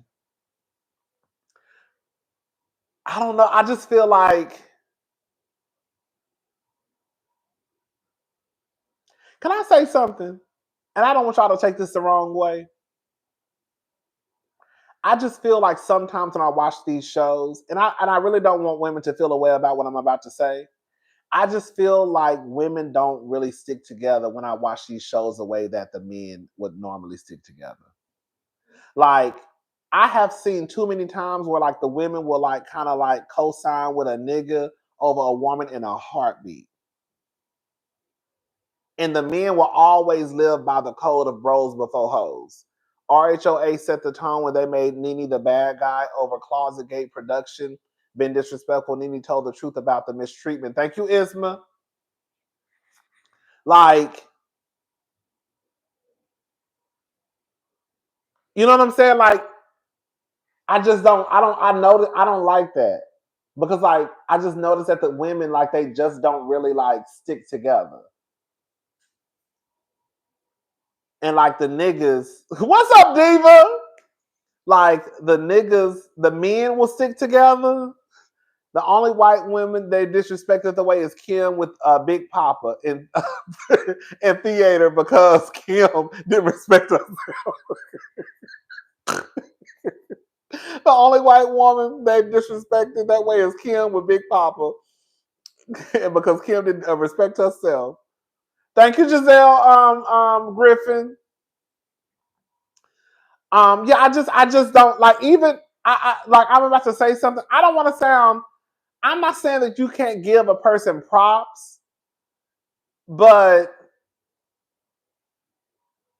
I don't know. Maybe because I'm just not giving you no props.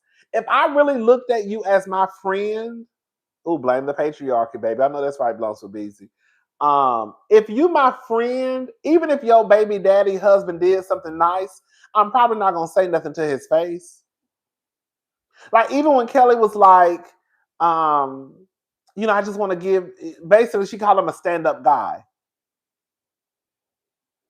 I was like, ugh. And I'm not saying that Ralph. I'm not saying that Ralph, if he does something decent, he shouldn't be. I guess his props given to him. But I was just like, ugh, girl.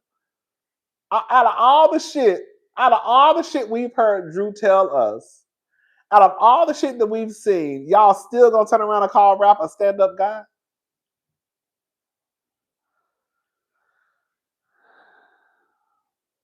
Does that make sense what I'm saying?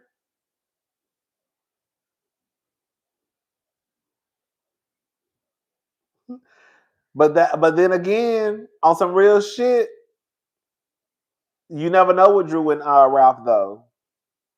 Anyways, let's get back to the reunion, y'all, because we gotta hurry up. Because I gotta go. I'm tired. The same way Ralph was kikiing with her abusive ex, baby. Oh, they talked about Shamia twisting Drew's words. That's what I don't like about Shamia. I just think it's whack that Shamia don't stand in her shit. Like, and that's what makes her a liar. Because girl, you know how you meant it and you know what you said. Like even with the whole Brit stuff, girl, Shamia still came to the reunion on some girl basically, and I'm paraphrasing. She basically didn't mean it that way. Yes, you did, bitch. You literally were in the van. Not bitch. I'm sorry, not bitch. Yes, you did, girl. You literally were in the van talking about Brit. And like it's like you're still trying to deny that you like that comment was meant about Brit Edie. But instead of you just saying, hell yeah, I meant it because she walked up to my motherfucking face with a Birkin bag. With a motherfucking Birkin bag driving Rolls Royce with a few bags with a few rolls of toilet tissue. Hell yeah, I was talking about her. Like, girl, just say it. Girl, because you already said it in the van. I swear to God, when I saw that clip, I did not take it as though Shamia was talking about Brit. I didn't. I was like, well, girl, she could have been talking about anybody. But when I watched the whole episode, and she literally said it in the van when they were talking about Brit, I said, oh, girl, she's talking about Brit. So it's shit like that where it's like, girl. So then, back to what I was saying. Sorry, y'all know I kind of get off track sometimes. So Shamia, so they asked her about when she went and told Porsha about Drew saying that she was gonna pay for PJ's college. Porsha said she got pissed off the way it was brought back to her. Shamia is still standing on, girl, you mentioned to be shady. This is the thing. I don't know, girl. I don't even give a damn. Could Drew have mentioned to be shady? I mean, yeah, I guess. But it wasn't one of those things that needed to just go back. You know what I'm saying? Like, it wasn't one of those things that I felt like needed to be repeated. Like, girl, Drew said she was going to pay for your daughter's college. Even when Drew said it the first time, I didn't take it that way. I'll just say that much. I didn't take it that way. I really honestly didn't. I did not take it that Drew was trying to be disrespectful or, I just didn't take it that way. So for her to still be like, oh, girl, you meant it. No, like, Shamia, girl. Okay, girl, whatever. Hold up. Oh, baby, did y'all hear? See, that's what this is what I'm talking about. Andy is still protecting Porsha, not really holding Porsha accountable. Girl, they asked about Shamia and PJ going out to eat with Ralph. They should have got their ass beat. And y'all heard when Drew told Porsha, you're not even using your brain. Girl, let me say something. I said this on that episode. I said, I got a friend.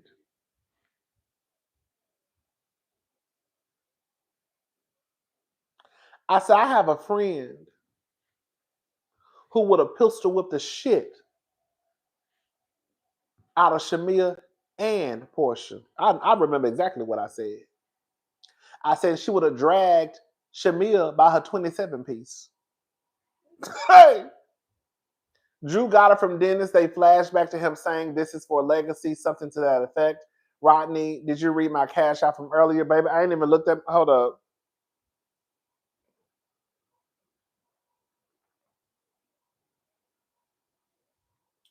Who? Wait. Oh, I see. Oh, yeah. So about I was gonna talk about that in Hot Topics. Yes. I'm like, okay, hold up. Okay. Yes, I see it. Thank you. I was gonna talk about it in Hot Topics.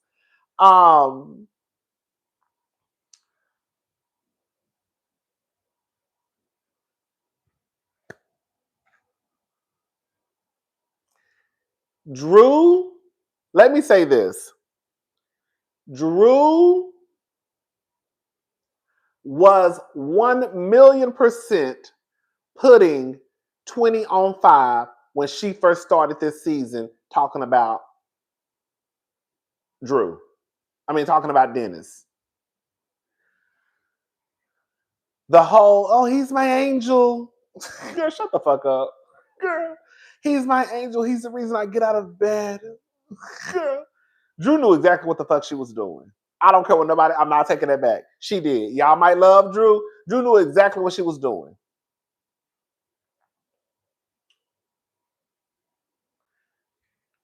Drew tried to get in contact with Porsha.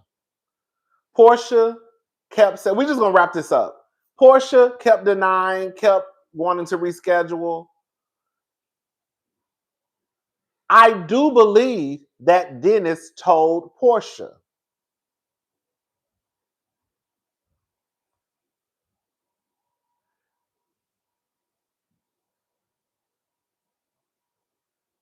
After hearing, even before hearing, after hearing Porsha say that the friendship with Drew is not that deep, Drew doesn't have to get permission from Porsha or run anything by her to film with Dennis. I'm sorry. Girl, you don't even look at me as a friend like that.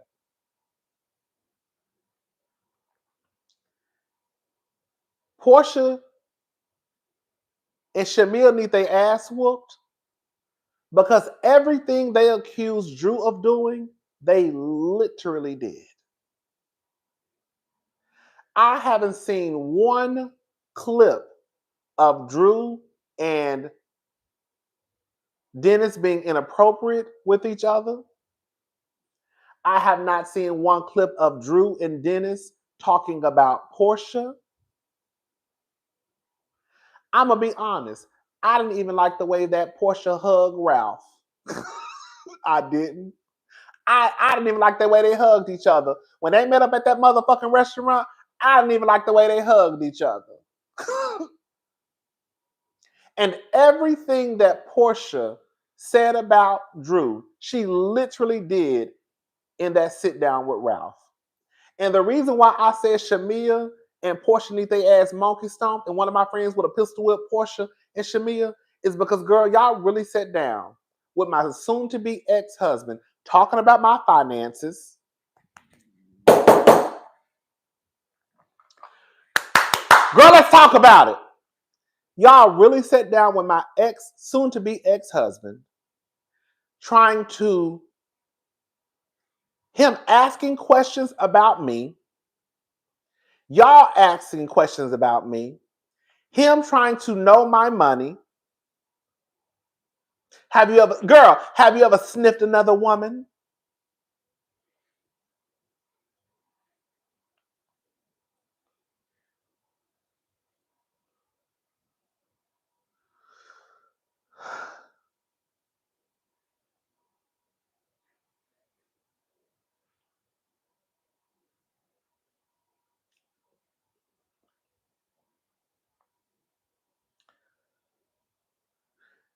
Drew don't owe Porsha a motherfucking thing.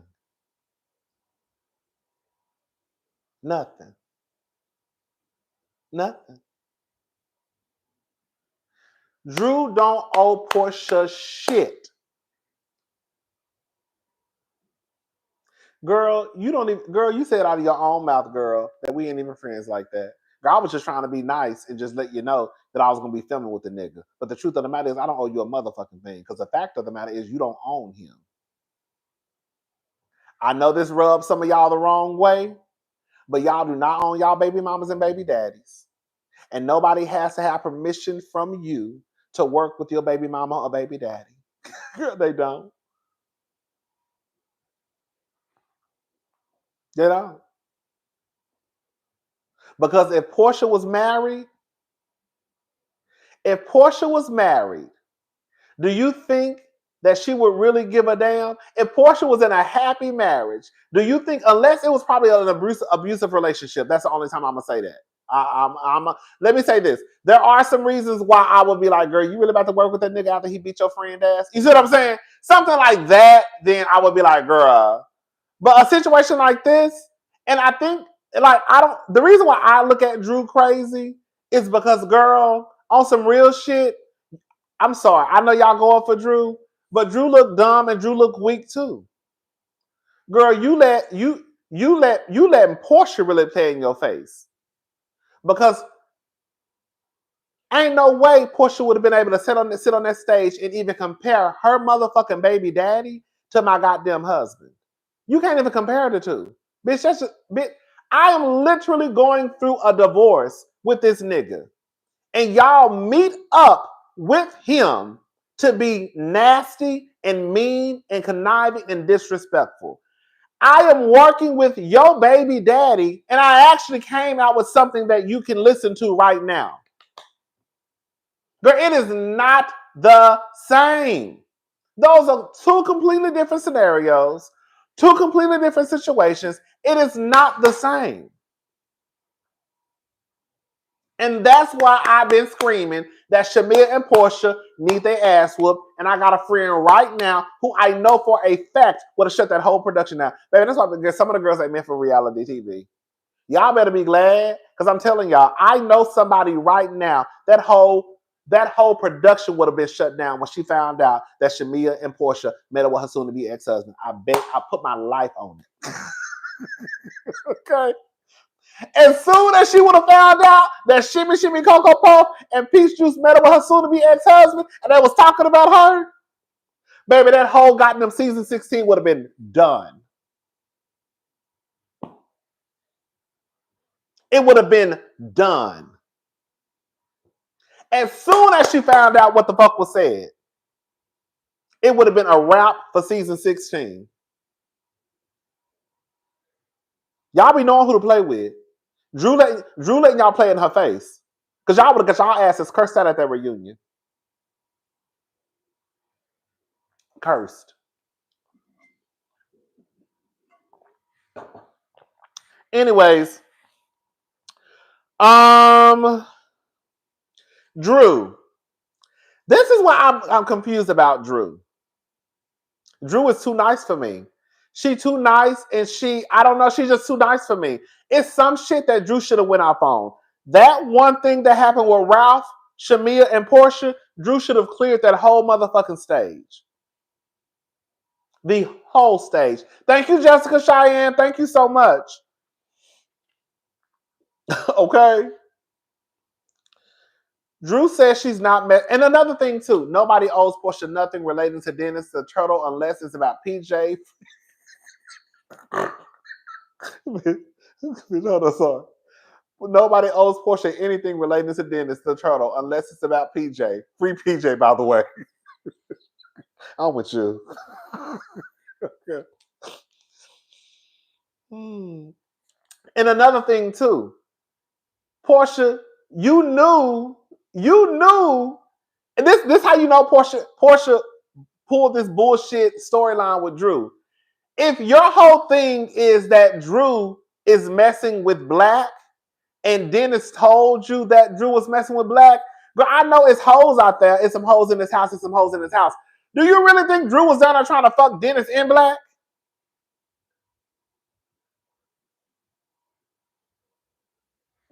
Porsha, just tell the truth. You ain't have shit to talk about. Oh, you didn't want to talk about your real story, so you made some shit up with Drew? Because Drew got something to talk about. Now, am I interested in what Drew got to talk about? No. But she had a storyline. I just wasn't interested in it. But she had a storyline. Drew, this is where Drew starts to lose me. Drew gets up and starts to pass out hookah that Black sells.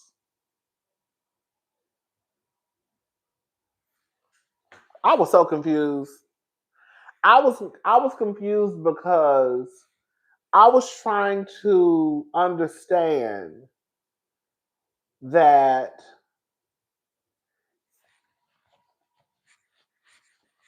I'm sorry.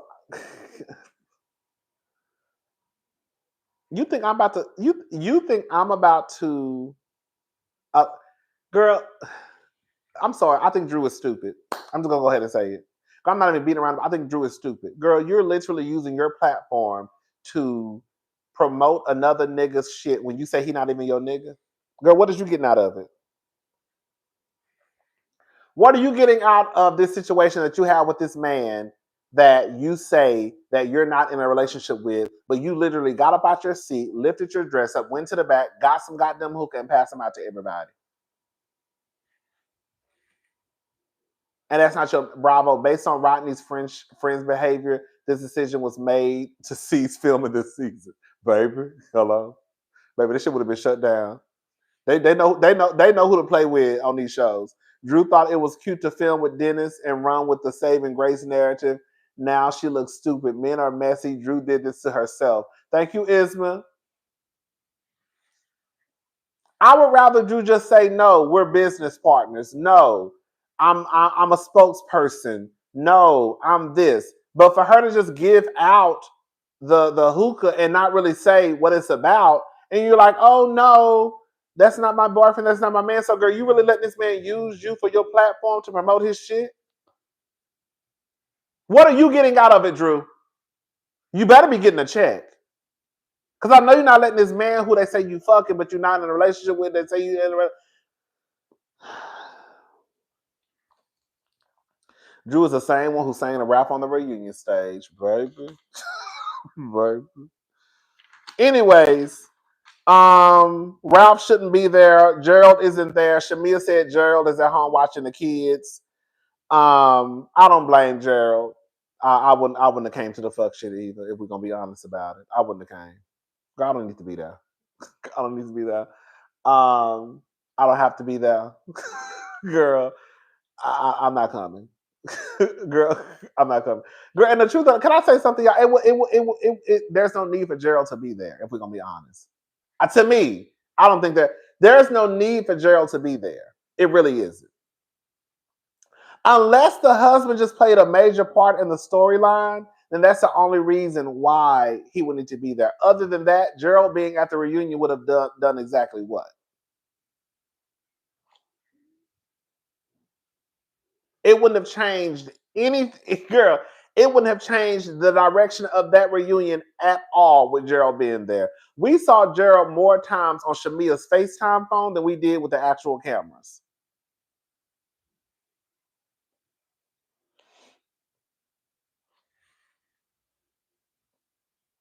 He's not. Is he pressed? I don't know, Aaliyah. Is he pressuring Shamia for a baby? Drew went from fucking for beats to fucking for hookah.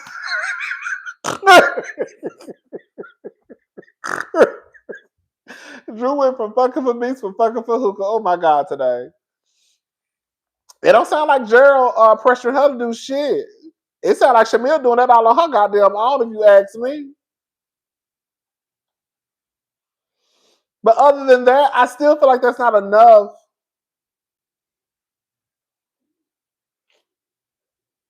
I didn't get that from her. I got that. That's what she want. I got that she want to do that for. I think. Let me say this. I do think her husband does want a son. I do.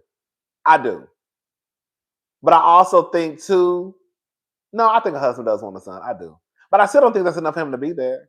I don't think so. Gerald, Gerald would have came to that reunion and said, "What? Yes, I want a son," and that would have been the end of it. Like all I'm saying is Gerald is not a Peter. Girl, I didn't even watch the apology. I swear to God, I saw a clip of it, and girl, I went on by my business. Girl, I saw a clip of it. Girl, I'm gonna tell y'all right now. I did not watch Shamia's full apology. I saw a small clip of it. I said, "Girl, you whack," and I turned it off. I swear to God. I said, "Girl, you whack." Girl, I literally looked at my phone. I said, "What's going on?" I said, "Girl, you whack." Click, and that's all I saw. That's literally how it went. Girl, I think y'all think not you, Diva. There are a group of people out. Guess she did the sorry wave. I think I'm gonna go watch it. I'm gonna watch it, girl. Shamia is okay to me, but Shamia just not. I still think Shamia is like, I don't want to say whack, but like Shamia is cool. I think Shamia is a nice person. I do. I would take her over Porsha any day. But I don't really go up for Shamia. I was about to say Shimmy, Coco. I don't really go for Shamia like that. She cool. But it's like she's corny and cringy. Like,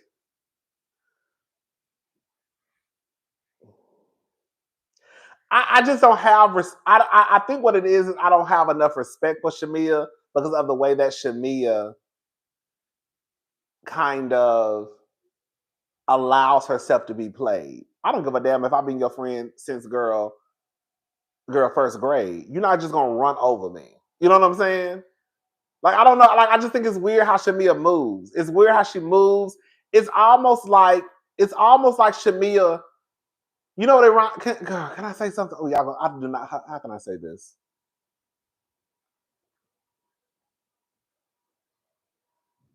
Okay, I know what it is.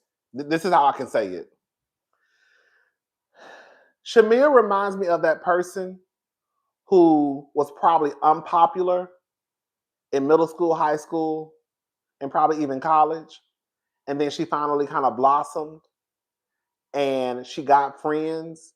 And because this is her first time having friends, or this is her first time being in kind of like the in crowd, she doesn't want to piss anybody off. So she just kind of just like deals with it, like, no, I'm fine. But girl, you go home and cry about it. And it's like, girl, girl, bitch, stand up, bitch. Like, that's what Shamia gives me.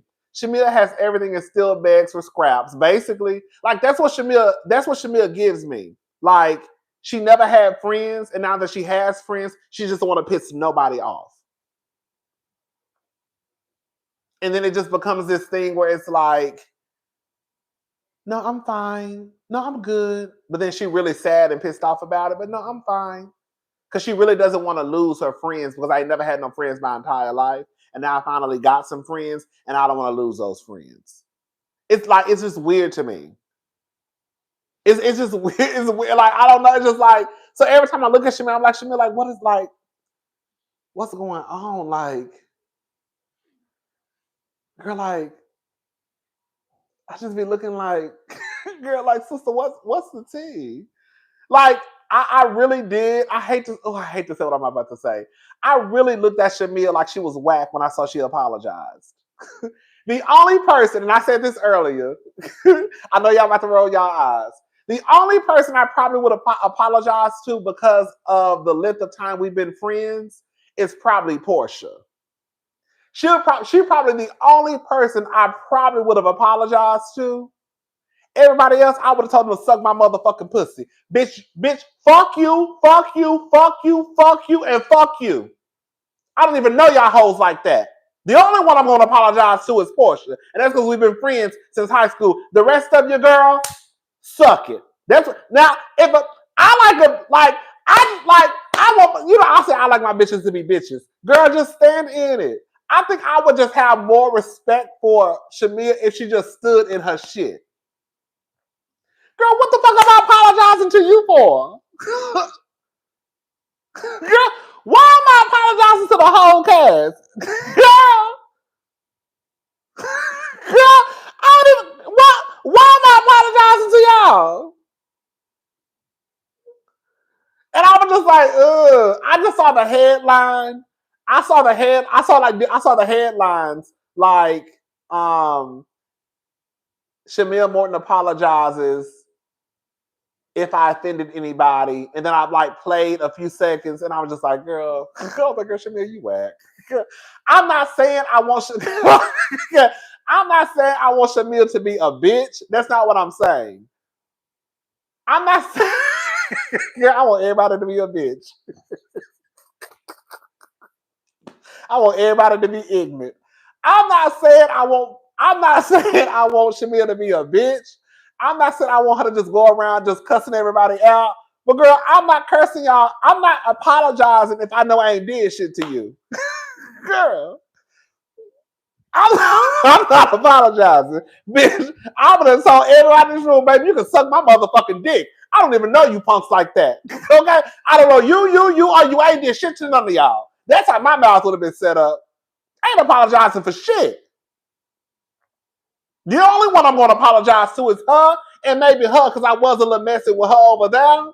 But other than that, I ain't got nothing for nobody else in this friend group. And y'all can take it how y'all want to take it.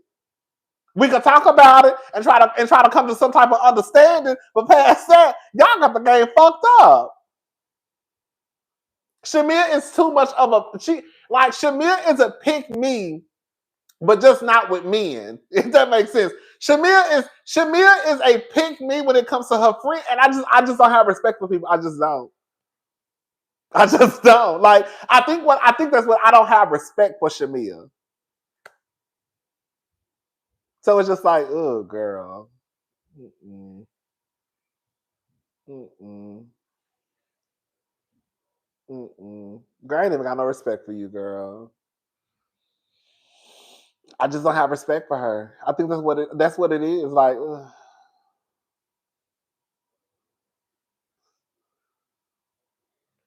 It's just like, yeah. Like, I don't dislike Shamia though. Like, I don't like Porsha. Like, I don't like Fedra. Like, I don't like Michael Darby. Like, I don't dislike Shamia. It's just like I just don't have no respect. That might be even worse, quad as this kid. Because at least with Porsha came to, let me tell you something. Shamia better than me because I would have called broke, baby. And I think that's what it is. Like on some real shit, Porsha came to that reunion and didn't give a fuck about nothing about what Shamia had to think or say. Porsha came to that reunion and said, girl, you tried to sabotage me. All you done did was talk about me. You talk about me in a private friend group. You're a liar. Girl, Porsha didn't give a fuck how long her and Shamia been friends. And it just kind of made me side eye. Like, I don't want to see the friends falling out. But girl, if I see where you going with this, well, I'm gonna have to just follow your lead. Cause there ain't no way you gonna sit here and say all the shit you saying and think I'm just gonna be like, well, I don't know. I don't even know if y'all noticed. Even when Andy would ask them questions, Porsha would answer first, and then Shamia would follow her lead. Did y'all catch that, T? I done hit my hands. I done hit. Cause my skin is so sensitive, girl, and bruised up. Did y'all catch that, T? Whenever Andy would ask him a question, Porsha would answer first, and then Shamia would answer. And I would look at her like, bitch, why do you need Porsha to answer? I'm not calling nobody no bitch, but that's how I be over here talking to my TV screen. I'm looking at my screen like, girl, like, why the fuck you need Porsha? Answer the fucking question. Why the fuck you waiting for Porsha to answer? That's why no, I'm not bringing y'all into it. That's why I call Shamia a lap dog. And that's exactly why I put Shamia sitting in Porsha's lap damn near the whole goddamn season in my thumbnail. Because you can't even really just answer questions first. You're literally following Porsha's lead. I be catching shit like that. And I was just like, ooh, Shamia, girl. I just need Shamia to get a backbone. I just need Shamia to get a backbone, girl. Because Porsha didn't give a fuck about throwing you under the bus at the reunion. At all. Girl. At all. Porsha called you everything from a liar. She told your motherfucking business. She said you and her was kissing Candy down to the motherfucking club. Well, she didn't say club. Did she say club? Like, Porsha didn't care. And the Shamia just really sat there like, you like to? You like to?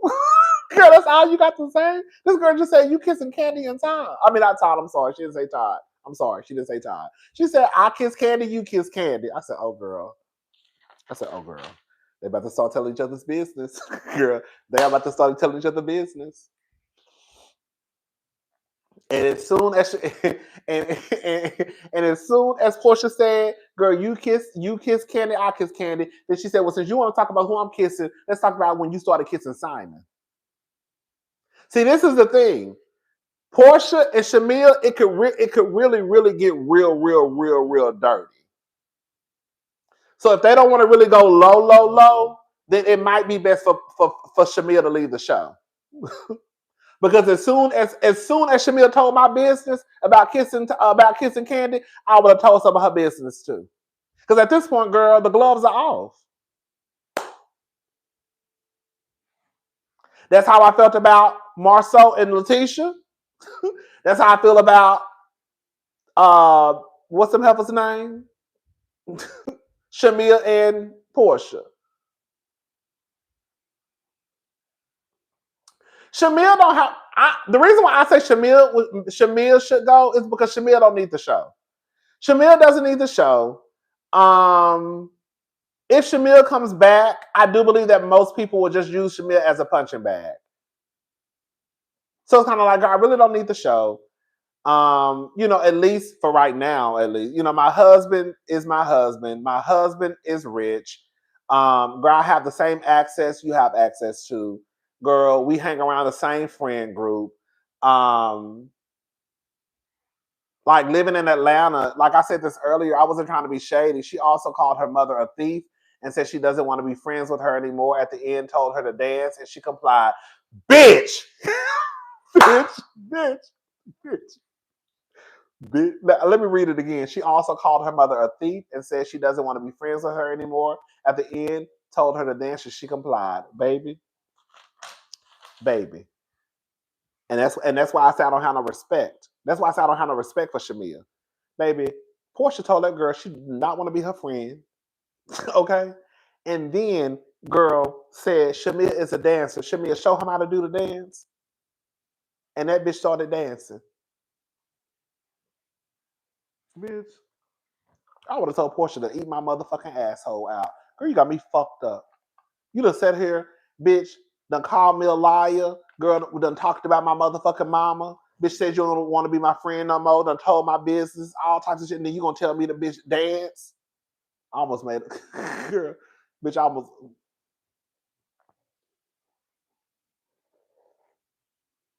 Shamir is a. That's what I'm saying. That's why, like y'all, like I don't like.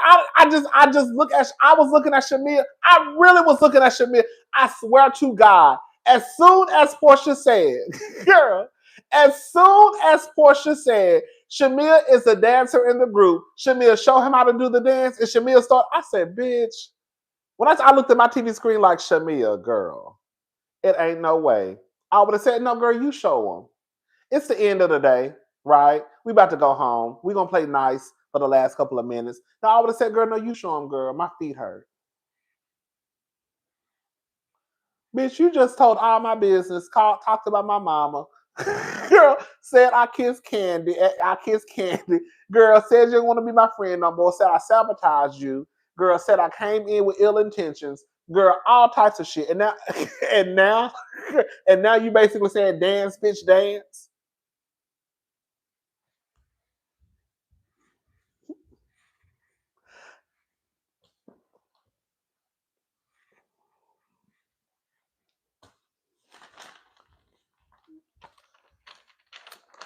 That's why I be telling my friends I'm too sensitive.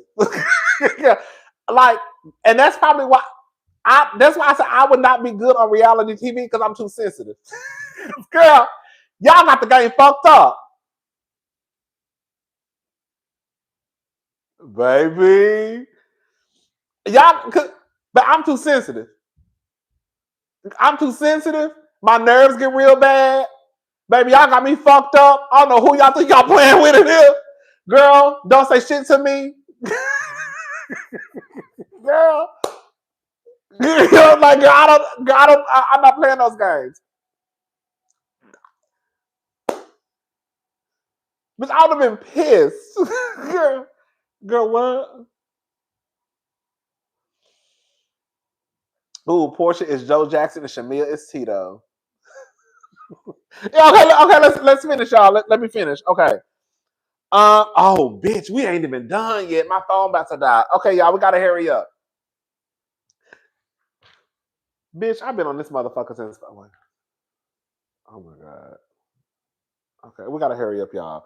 I thought we were done, and we're not even close to done, girl. Let's talk about Fedra.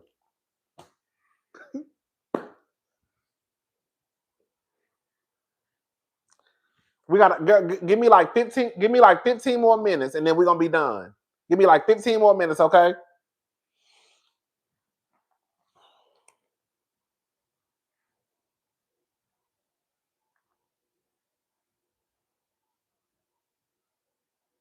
That's a lying ass.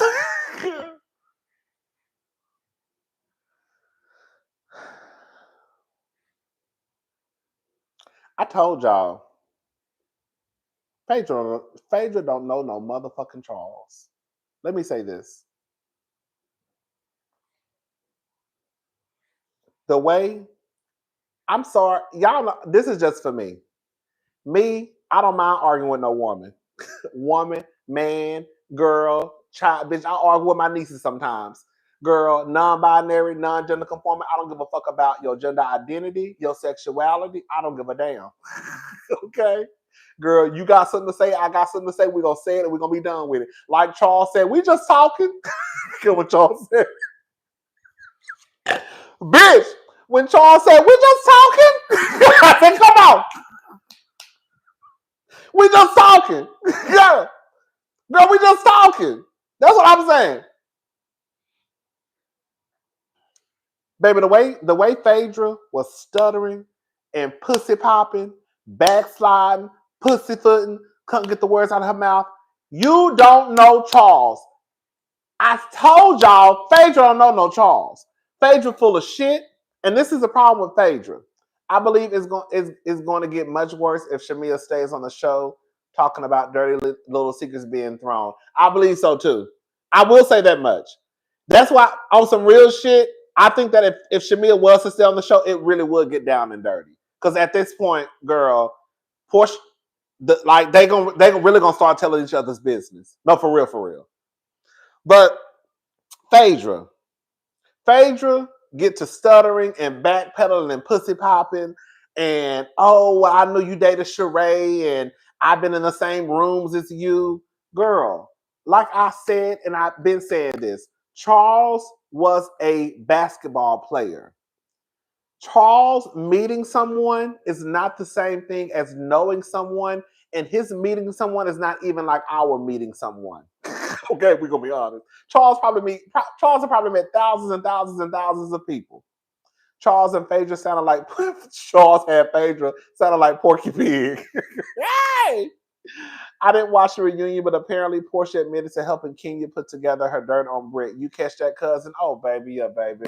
I think I'm the only one who called it, baby. Oh, baby, we talked about it, baby. I'm the girl. Tell the girls, girl. I listen, girl. I told y'all, girl. What Porsha said was, I knew she had information, videos, photos, and I was helping her try to how did she what's the word she used? Not space. What's the word she used? She was basically helping her figure out how to put this information out there. That's what she said. Shape. Come on. That's what she said. Shape. Thank you, sisters. Girl, she said I was trying to help her shape how she was going to put this information out there. Girl, and nobody said nothing. And I said, girl, why ain't nobody talking about what Porsha just said? And why everybody just glossing over this shit? Did y'all not hear what Porsha just said? Porsha just said, I knew she had information, videos, photos, and I was trying to help her shape how she was going to put that information out there. Porsha was pissed off, bitch. Hold up. We're going to be on here for a little while. Hold up. Girl, give me 30 minutes. Girl, hold up. Bitch, give me 30 minutes. Hold up.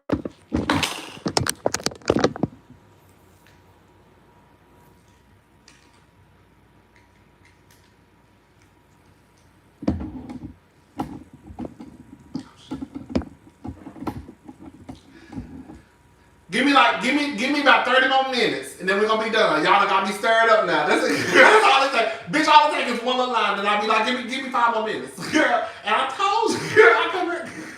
Bitch, I talk too much motherfucking girl, this don't make no motherfucking sense. And I told you, I came down here and I said, girl, I got on line first. And I was like, boom, boom, boom, boom, boom, boom, boom. Ain't nobody caught what Porsha saying? Why ain't nobody saying nothing? And then people was trying to tell me that my comprehension level is low. No. Porsha was pissed off. That's why people need to start addressing their peers accordingly. I graduated high school 15 years ago. These are not my classmates. I don't know them anymore. I know that's right, Beyonce and Nicole. Okay? Porsha was pissed off that Kenya did it when she did it. That's why Porsha was pissed off. Porsha was upset that she did it when she did it, and she did it at the salon. Because as Porsha said, also, I just talked to you the night before. Girl, I just talked to you yesterday. I think she said yesterday. And this is how you gonna take it to hell? Porsha knew what the fuck was going on. Porsha knew. Yeah, Porsha knew. Now, it don't change the fact, girl, like I said, it don't change the fact that Kenya held that poster up, baby. And when Kenya held that poster up, baby, I said, oh my girl. She said, who is this? Who is this? She said, who is this? It don't change the fact that Kenya held up the poster. So it don't matter what the fuck Porsha knew or what she did, because at the end of the day, Kenya is the one who held it up. But girl, y'all gonna stop acting like Porsha don't know what the fuck is going on. And Kenya is a better woman than me. Because I'm gonna tell you right now, Kenya, I'm gonna call Kenya a fool just for 5 seconds. Forgive me, Team Square, that's my girl, but we gotta be honest. Porsha would have had the game fucked up. I'm telling y'all right motherfucker now.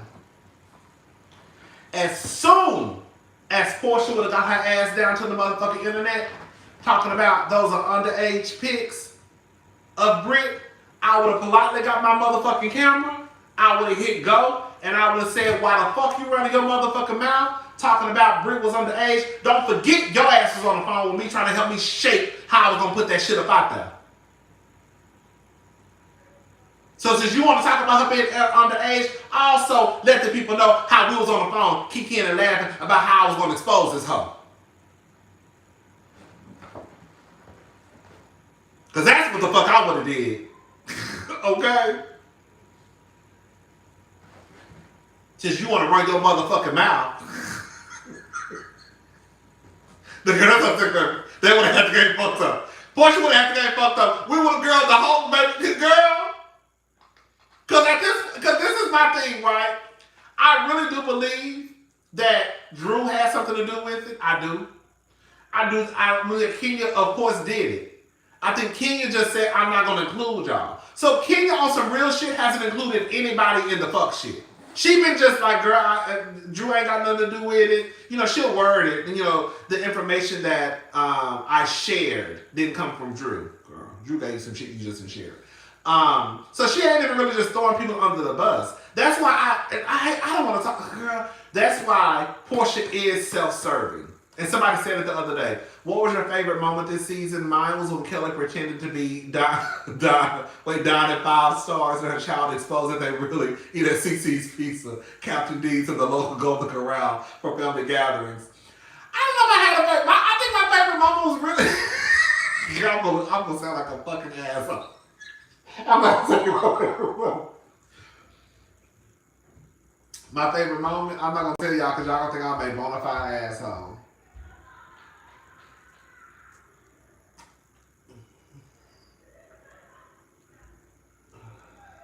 But to me, Porsha is self-serving. Porsha is, baby, when Kenya pulled that stunt, y'all better go back and watch the last 15 minutes of the episode. Y'all bitches better go back and watch the last 15 minutes of episode 5. I'm telling you, girl, it is comedy. Y'all better go back and watch the last 15 minutes of episode 5. Was it episode 5 or episode 6? Go watch the last 15, 20 minutes of episode 5, baby. I'm telling you, it is pure comedy gold. Bitch, the whole thing is gold. When I tell you, bitch, after I got on my feelings, that shit was funny as hell to me. That shit was funny as hell to me. You had Kenya fucked up, drunk, taking shots. Bitch.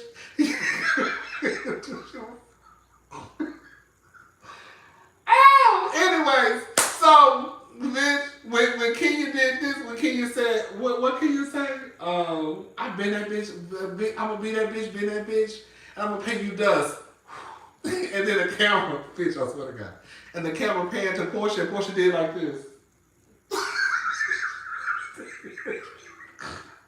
Porsha be so fucking sick, but Porsha is funny. I'm not gonna lie. Porsha is funny. Bitch, when Kenya blew that kiss, and then the camera panned to Porsha, and Porsha looked like this. Bitch, who you blew that kiss? Bitch. Bitch! That shit was funny as hell to me. Anyways, girl. But yeah, Porsha is self-serving. She really, really is. And girl, when she said, bitch, when Kenya said, don't come for me. And then the crowd said, unless I send for you. And she said, thank you. Bitch, I got hot, bitch. I got to tell my ass. She said, when Kenya said, don't come for me, and they said, unless I send for you, and she said, thank you. I said, this bitch is ignorant. I don't know. But I said, this bitch is ignorant, baby. Baby, Kenya, baby, when I said baby Kenya was gone, baby, my girl was taking shots of tequila back to back to back. Baby, she was getting her hair done, baby. I said, baby, she is ignorant, baby. She gone. She done. She don't care. She done. She don't care. Burn this whole motherfucker down, baby. But anyways, Porsha is self-serving. She is, and the reason why I say that is because when I even think about the situation with Brit, Porsha moved whatever direction she felt that was going to serve her. When it was time to try to get Brit off the show, Porsha was team, let's get this hoe up off the show. When it was time when she thought the tides had turned against Kenya, it was, oh, girl, now I'm hanging out with Brit.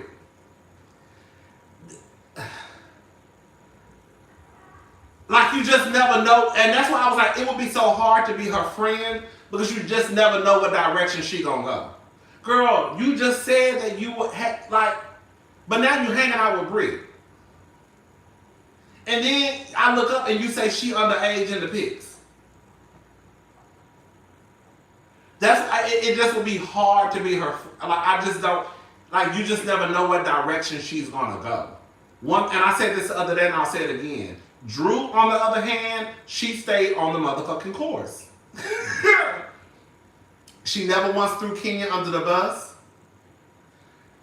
She never once even just talked too much about the situation.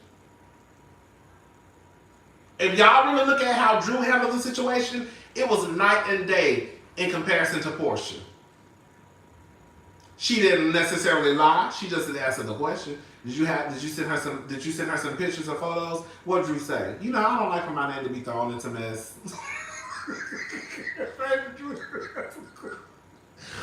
Bitch, baby Drew said, oh, you know. Baby Drew said, bitch, Drew said, you know, I just don't like my name to be thrown into mess. I don't like to be involved in stuff. I know that's right. I said, Drew is a kid. And then I said, all over here. I said, oh, this bitch is really. And then she was like, and then Porsha said, no, she told me, Drew. She told me on the phone that you gave her information. She was like, she told me she got the information. She told me she got the information from a private investigator. That's true. Baby, she ain't lying. She just didn't answer the question. She never threw Kenya under the bus. I do agree. I do believe that Kenya didn't know that this was going to be the outcome, though. I do believe that. I believe that when Kenya did it, I think Kenya just probably thought, girl. I really do believe that Kenya probably thought all the shit that has happened on Housewives, girl, will be okay. I don't think that Kenya thought this was going to be the outcome. I really don't. I think if they knew this was going to happen, I think they would have been like, girl, pump the brakes. Anyways, but back to Porsha. Back to Fedra. Fedra be lying. That's all it is. She lies. I'm so happy that Charles was not letting up. I'm so happy. When Porsha did what she did to Candy, everyone should have known from then she isn't loyal. Candy was the only one to help her get on her feet. Girl, I'm with you, Resnick. You know, Candy kind of rubbed me the wrong way the other day. Her shimmy Cocoa Puffs. I still don't think Candy did what Fedra and Porsha said. But when she did that to Candy, after Candy was the one who tried to help her get on her feet, that really should have been everybody blind just open then. Girl, she'll do that to her, then girl. I don't think that Charles knows people like that. And no matter how Fedra wants to try to clean it up, Fedra, you came into this season trying to drop hints of there might be something there with Angela and Charles' marriage. Yeah, I thought I said Charles and Charles. Angela and Charles' marriage.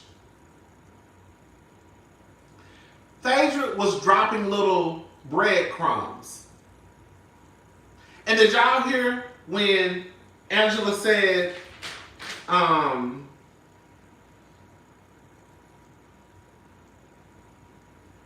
she said something about that one comment, girl, this is Housewives. See, and this is exactly what I said. Phaedra has been able to get away with fuck shit and lying on people that she believes that this is just Housewives. So you come back to this show this season, and your whole purpose in 10 days was to basically just kick up chaos and confusion with the Oakleys. Phaedra uses the power. Phaedra uses the power of suggestion and counts on no one using their critical thinking skills. And you know what I believe too, and I think you said this. Shout out to the diva. Shout out to Erica De Niro TV. What it is, and I believe this 100% now.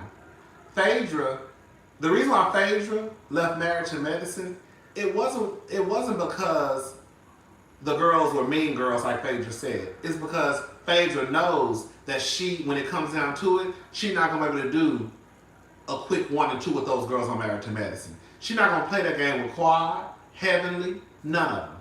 You know what I'm saying? Over here, Phaedra thinks she really is smarter than these girls. So let me come back over here. Girl, I'm smarter than them. Look at Porsha. No shame. But yeah, Phaedra, you lie, you get caught up into shit, and now you're walking back. You're walking back the shit that you said, knowing you said it to be shady and messy. I think Apollo did say that. Apollo said that too on the show. He did. I think Apollo did say that. But yeah, I agree with the diva when she said, I was like, that's exactly what it is. I think that was you, diva. It was somebody, child. But now you're walking it back. Now it's, I've been in plenty of rooms. I've been in plenty of rooms with you. Girl, that's not you don't know that man. Charles is a basketball player who has probably met, again, thousands and thousands and thousands of people. He didn't even remember taking a picture with Shamia's husband and Shamia. I think because Charles was Charles Oakley, I think that when he just takes a picture, it's just, I'm taking a picture with a fan, if that makes sense. I don't think Charles is looking past. Shamia did meet him. But I don't think in Charles' head it's just like, oh girl, somebody wants to take a picture. Oh, I took a picture. I don't think he's putting that much into it. And I definitely think that Phaedra tried to pull the, I know Charles. Girl, you went from, Charles is a good time. Charles is a good time. Charles like to have a good time. We used to party like 10 years ago. Girl, y'all, am I making this up?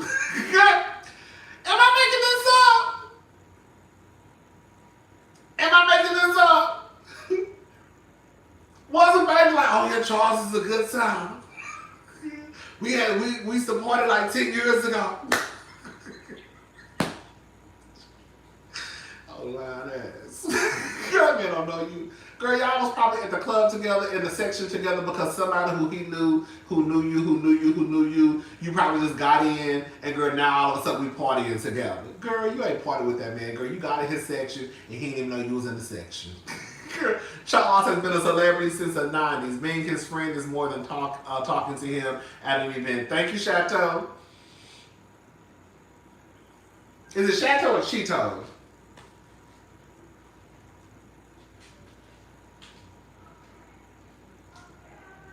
Oh, baby. Did y'all catch that tea? Bitch, did y'all catch that tea? When he said Wendy Williams, they talked about Wendy Williams. Basically, Wendy Williams had the story all twisted and fucked up, basically. Did y'all catch the tea? About I'm going too fast. Basically, it was a rumor about Charles having a baby. Charles had have a baby. I think Angela said it was her first baby daddy. The dad who passed away. From, what's her name?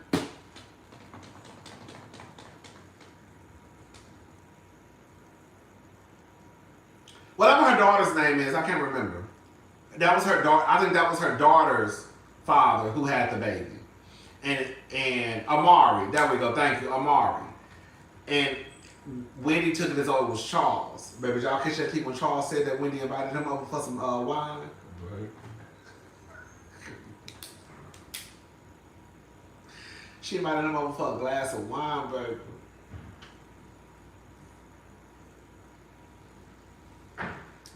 But y'all can say what y'all want to say about my aunt, baby. My aunt gonna get a nigga, baby. My auntie gonna get a nigga, baby. Don't ever sleep on Wendy Williams, baby. Girl, she invited Charles over for a little glass of wine, and Charles was gonna go too. And that's the thing. Charles was gonna go, baby.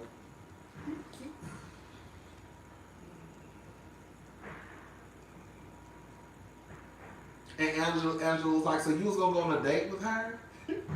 He was like, I'm not saying it's a date, but I mean, I would have went over for a glass of wine, so you would have went on a date. I mean, that's what you want to call it, baby. Girl, we all gonna stop sleeping on my auntie, baby. baby, my auntie, she done fuck Method Man. I think did she fuck Method Man? Baby, please. And my auntie said, baby, come over for a little nightcap, okay? Champagne chronic nightcap.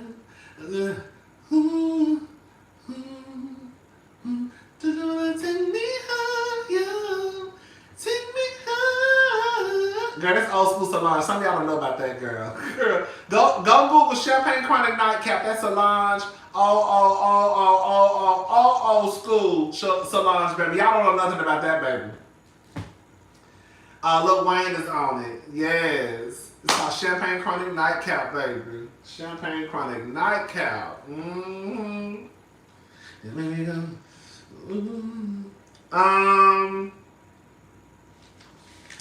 And that was pretty much it, y'all. That was it. And in conclusion, then we about to wrap this up because I gotta go. I need to get something to eat and I gotta go to sleep because my niece is coming back over here tomorrow. In conclusion, season 16 wasn't just straight up horrible. I do want to say this though. I do want to say this.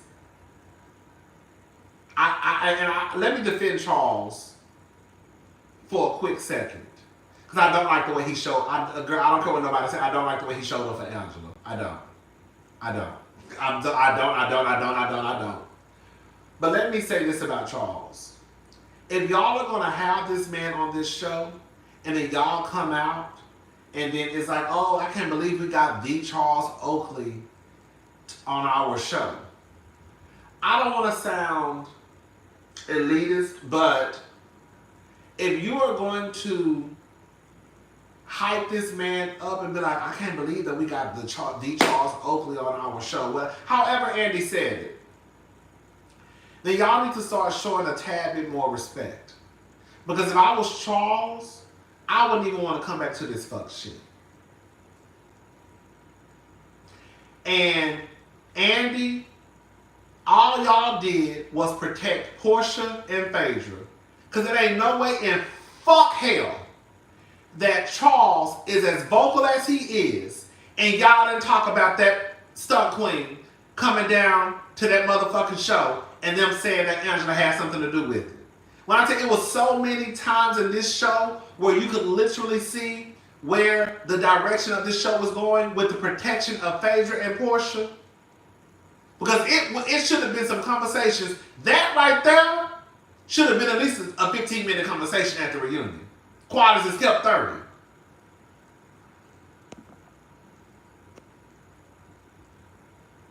Baby, y'all already know, Aaliyah, I'm about to bring Heather into it. We getting into it. Give me like 5 minutes and we gonna be done.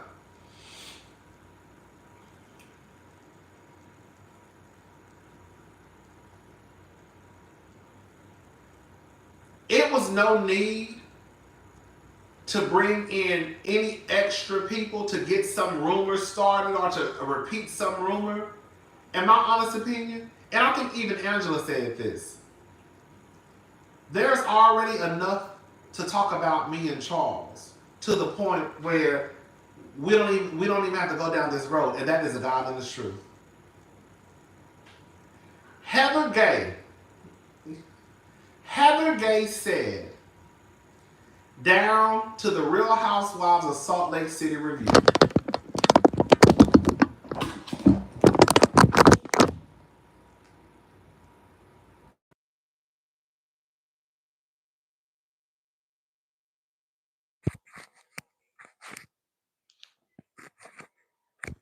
Heather Gay said down to the Real Housewives of Salt Lake City review, and I'm paraphrasing, when y'all hire bitches like Monica Garcia, girl, this is the reason why people of a certain caliber don't want to come onto this show.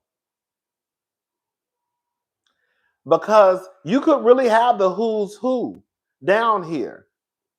But instead of y'all wanting to have the who's who on the show, y'all would rather bring on people like Bang Bang Edie. Y'all would rather bring on people like Monica Garcia.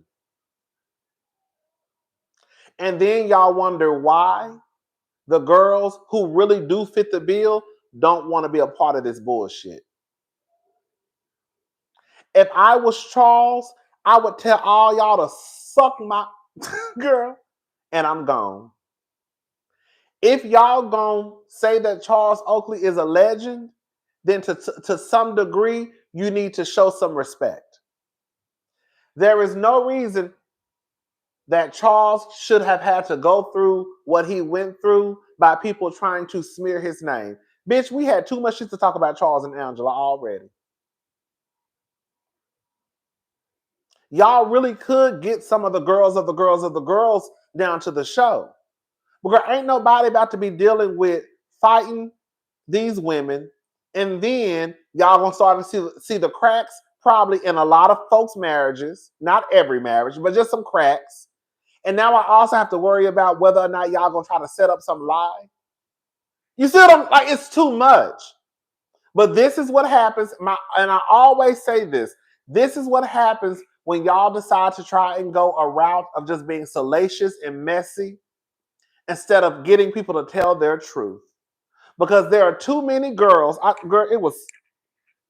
You had 8. I remember one season on Potomac, you had 8 housewives. 8. No, 7. Like last season, you had 7 housewives and 3 friends. How y'all got 10 cast? How y'all got basically 10 cast members?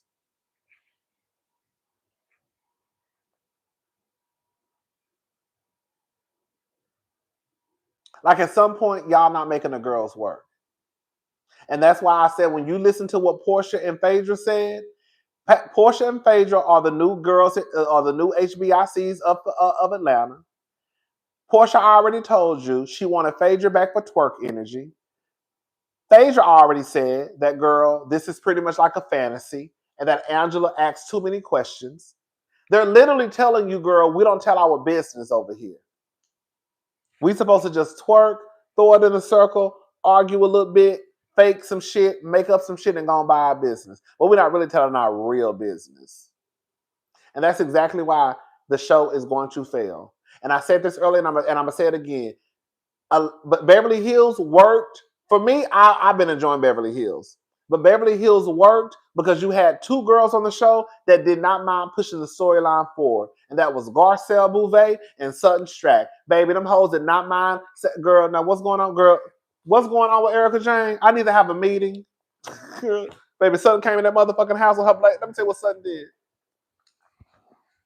Baby, y'all know I always got to reenact some shit. Okay? That's my motherfucking problem. I always want to reenact some shit, baby. I think Sutton had on her motherfucking blazer, baby. Baby, I think Sutton even have a blazer. Baby, Sutton came in that motherfucking house with her blazer over her shoulders, just like this. And was like, I just want to have a meeting. I just want to have a meeting. Girl, because Sutton said, bitch, I don't know who y'all got me hanging around. I don't know this bitch. Now I look up, they talking about, girl, her husband stealing from burn victims, widows, and orphans. I don't know who the fuck y'all got me hanging around, but what the fuck is the tea? Girl, Sutton said, bitch, we gotta have a meeting. Girl, and I need everybody there except for Erica Jane. Hello?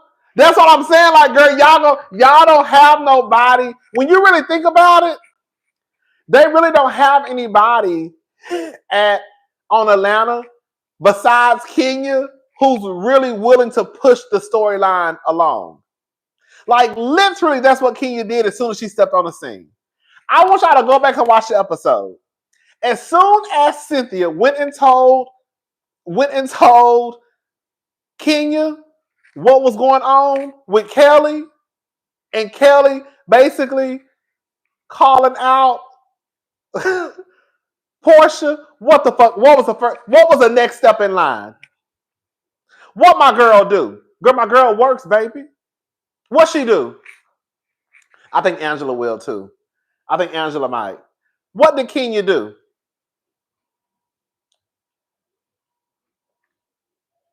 No, that is Angela will. Angela will try to push a storyline. She said she went over. She said, "Hey, girl." She said, "Hey, girl, come here." Know what's going on? What's going on between you and Porsha? And then here come fucking Bang Bang. Kenya, girl, shut up. And girl, y'all don't remember? Angela did kind of do it. Angela, I forgot about Angela. She did. But we needed Angela on some real shit. We needed Angela to get to the bottom of Angela did to me. Angela really didn't push the storyline along. She started some shit between Angela. She started some shit between. What Angela should have did was girl press Porsha.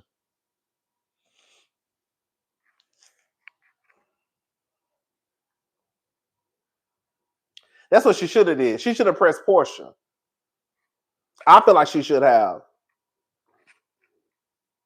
Baby, Angela really did take out Shamia and Porsha's friendship. She really did. Angela really did. And baby, Angela really did. She really did. Girl, she really did fuck up that friendship. Baby, Angela said, "Bitch, y'all got the game fucked up." Girl. And baby went and told Porsha, "Girl, 3 months ago." Bitch, it's not funny. It's not funny. But bitch, when Angela, bitch, as soon as Angela found out that Porsha said that she was gonna fuck Charles, bitch, and Shamia laughed, girl, what did Angela do? Angela walked right up to Porsha and said, "Girl, 3 months ago." I said 3 months ago.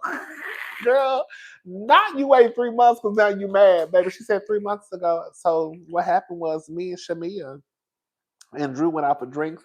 And 3 months ago, she basically told us that girl she was disappointed in how you didn't come to her wedding, and that she's scared to have conversations with you. And that right there, that was the end of it. Matter of fact, that's a lie. She tried to start before that. But she left it alone. Let's play girls. Basically, she tried to play before that. She tried to play with Shamia at the studio when Porsha was talking over her song, but Shamia shut it down. So Angela left it alone. But then when Shimmy Shimmy Cocoa Puff and Peach Juice was out there laughing and talking about fucking her husband, she said, "Girl, let me pick the ball back up." And then she went to Porsha, and that's when she said, "Girl, 3 months ago, we went out for drinks." Hey! Breaking news. What breaking news? What happened? Oh, you just said it for the episode. Okay. Baby. And ever since then, baby, and baby, baby, then Porsha, bitch, what Porsha do, baby? Porsha was sitting down, she was playing tennis, she had her two pigtails. Did she have two pigtails or something? She had her hair up, baby. Porsha did like this. Let's say you know, Porsha, baby, Porsha put that napkin in front of her face. It's not funny. It is not funny. It is not. It's so sad that they're not friends no more, baby. She was like, yeah. She was like, she said that she was disappointed that you didn't come to her wedding. What happened?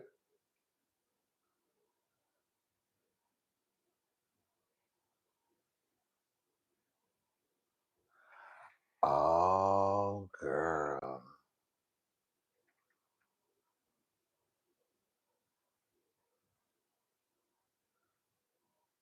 I feel Phaedra is like Giselle and wants to ruin everyone's relationships because she feels like because she feels like um they ruined you mean they because she feels like she ruined hers. Thank you, Miss Fancy Pants. Baby. Porsha put that motherfucking napkin in front of her face and was like this. And then Angela was like, "Oh girl, I'm sorry."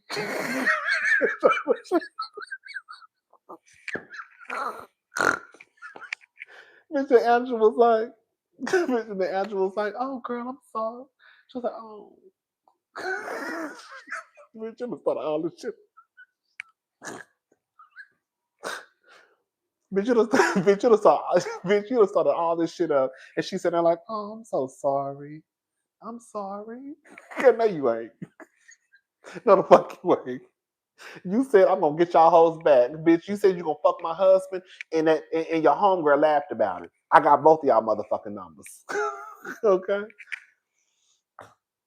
But I will say Angela could be no, not could. Angela will be the one because Angela is smart and she doesn't do too much. And she does enough not to get her hands dirty. And like to me, like Angela did such an amazing job that everybody kept saying Shamia brought the storyline onto the show. Angela did such an amazing job that everybody kept saying that Shamia brought it onto the show. And I'm like, no, Shamia didn't. Shamia talked about the situation outside of the show, but the person who brought it onto the show was actually Angela. Shamia had mentioned the friendship with Porsha. That was Big Ange, baby. That was Big Angela. She mentioned it. Anyways, girl. Mm.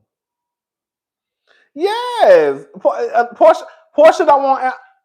Girl, I don't want to talk about it no more. I'm done with Porsha. But yeah, season 16 was okay.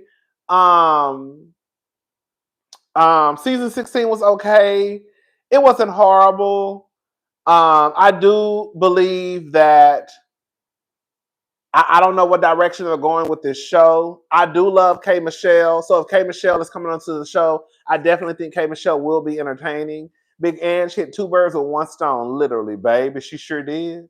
She sure did. And didn't get no blood on her. Girl. Bitch killed two birds with one stone and didn't get no blood on her. And ain't nobody blame Angela not one time. I ain't heard Shamia or Porsha or Cynthia or Phaedra or nobody say, bitch, you the one who started all this bullshit. They was doing just fine. And that fake ass illusional friendship they got. Bitch, you started this shit. I ain't heard not one person say, Angela, you started this shit. It's just about the friendship being damaged, the friendship being over, the friendship this, the friendship that. But ain't nobody really said Angela's name. But yeah, I'm excited about K Michelle. But it just, I hate to say it. I just don't. I like K Michelle. I do. Um.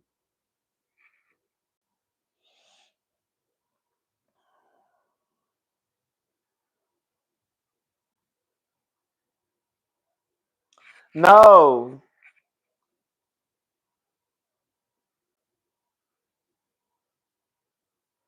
Oh, girl, Basketball Wives is on. I don't know if I'm reviewing the last episode.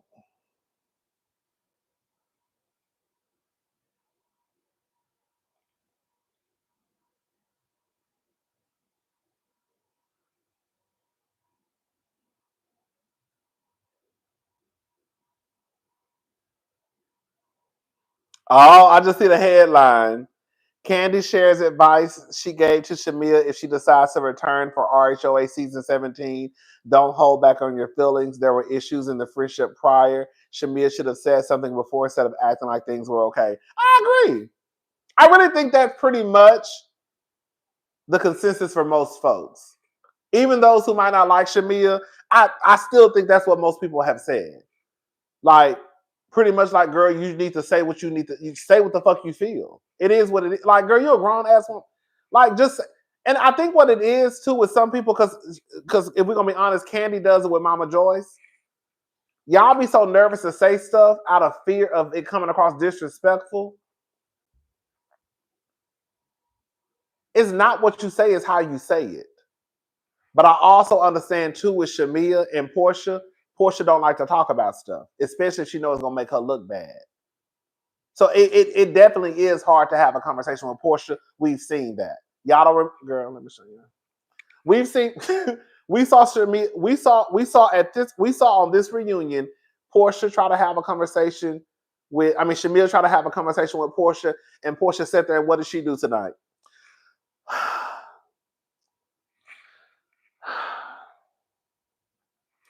I mean, we don't even have to talk about it. Like,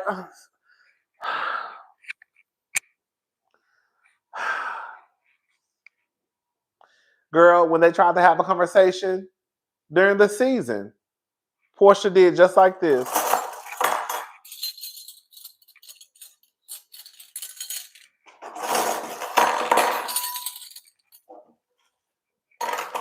Baby, Porsha and Shamia was at that restaurant. Porsha and Shamia was at that motherfucking restaurant. And Shamia started talking. And baby, what did Porsha start doing when Shamia started talking? When she was trying to tell her feelings? What did Porsha start doing?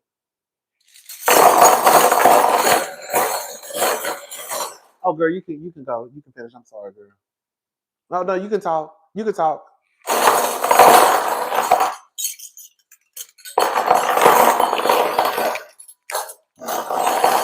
Girl moving dishes from one side to the girl moving forks and spoons and knives from one side of the table to the girl. What is you doing? Girl. So again, do I think that Shamia is scared of Porsha? I hope not, but I do completely understand that it would be hard to have a conversation with Porsha because Porsha is the type of person that does not like and accepting accountability. And with you making Porsha accept accountability, she'll twist it into, oh, you're trying to make me look bad.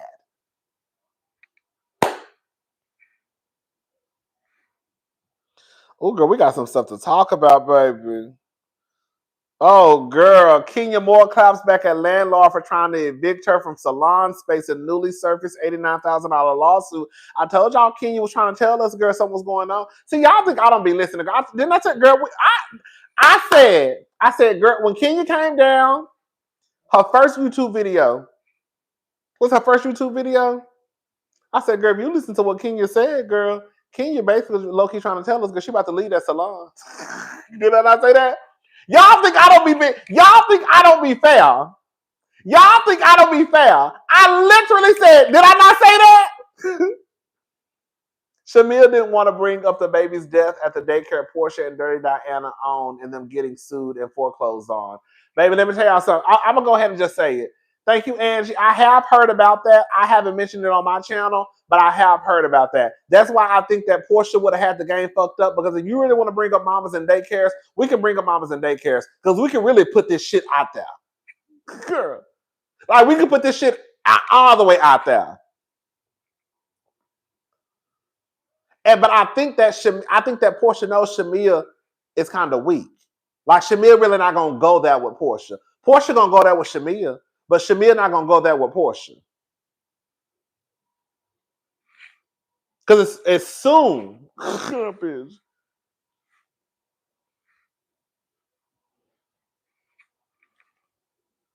But I have heard about that. I just haven't talked about it, but I've definitely heard about that. Let's not forget Porsha ran Jamie down the alleyway, dragged Kenya, and tried to fight Dennis' mama. So yes, Shamia is scared of Porsha. Thank you, Serenity Skin Company LLC. Thank you so much. But yeah, this just hit the blog about Kenya and the lawsuit. But like I said, girl, I try to be fair as possible on my channel. When Kenya was down on YouTube, like I try my hardest to listen to what the girls and boys be saying. So when she was talking, I was like, baby, Kenya pretty much trying to tell us that either she about to get evicted from that salon is about to close down, but something is going on with that landlord. I came here and I said that. I was like, there's something going on. Girl, I was like, something is going on. Kenya pretty much telling this girl that salon about to close down. Because she started this whole, baby, don't worry about my money. I'm good. I'm this, I'm that. I said, oh, girl, that salon about to be gone. And now here we go. Kenya Moore claps back at landlord for trying to evict her from salon space in newly surfaced $89,000 lawsuit. We'll talk about it in the hot topics. I haven't read it. I saw the headline. Baby, that's a mess.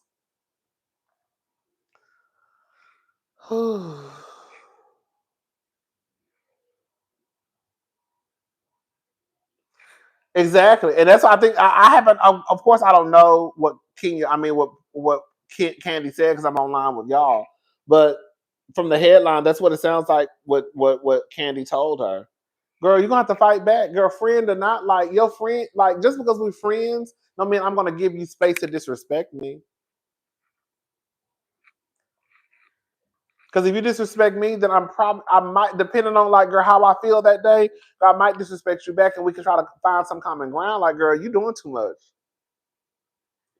Girl, you doing too much. You're not gonna do me no any kind of way. Girl, you're not gonna do me like that. You better go play with these other bitches.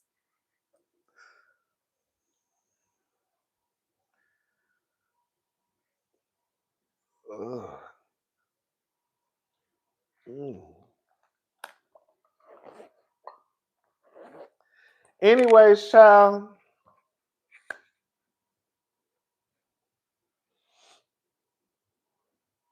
So yeah, this is a mess. Girl, it's too much tea happening. I'm tired. Oh, I just want to go to sleep though. I just want to eat, take a shower, and go to sleep. That's what I want to do. Yeah, she been told. That's what I'm saying. She told us on the that she told. Kenya been told us about this. I think that some people, if you were not paying attention, she pretty much told us that some shit was about to go down with her. This is the thing with Kenya, and y'all know that's my sister. Kenya is very smart, and she knows how to say stuff. So you have to pay attention to when Kenya is talking. Because if not, some shit might just go over your head or you might not catch it. Like the other day when Kenya was talking, Kenya was very strategic in how she worded what she said. The stuff that I shared didn't come from Drew. But she's also letting me know, and I think, well, I ain't gonna say she said that because I can't remember, girl. Some people will say that it's a lie. Some people say omission is a lie. Um, and I guess she really, and that's the thing. Like she don't talk it like I wouldn't say she talks in circles. I wouldn't say she talks in circles. She just outright says it. It's just that girl. You gotta just. It's not like I don't think it's a talking in circles type of situation with Kenya. I think she says it, but she knows how to say it. And if you don't catch it, you don't catch it. If you do, you do. If that makes sense. I don't think she's talking in circles though.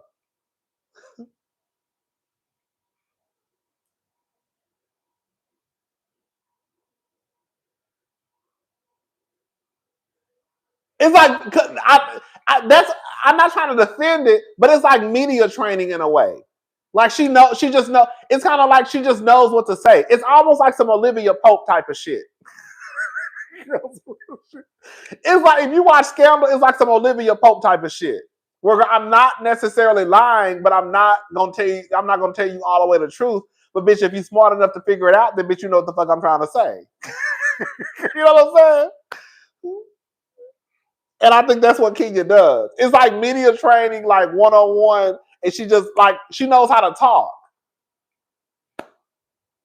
That's how I look at Kenya.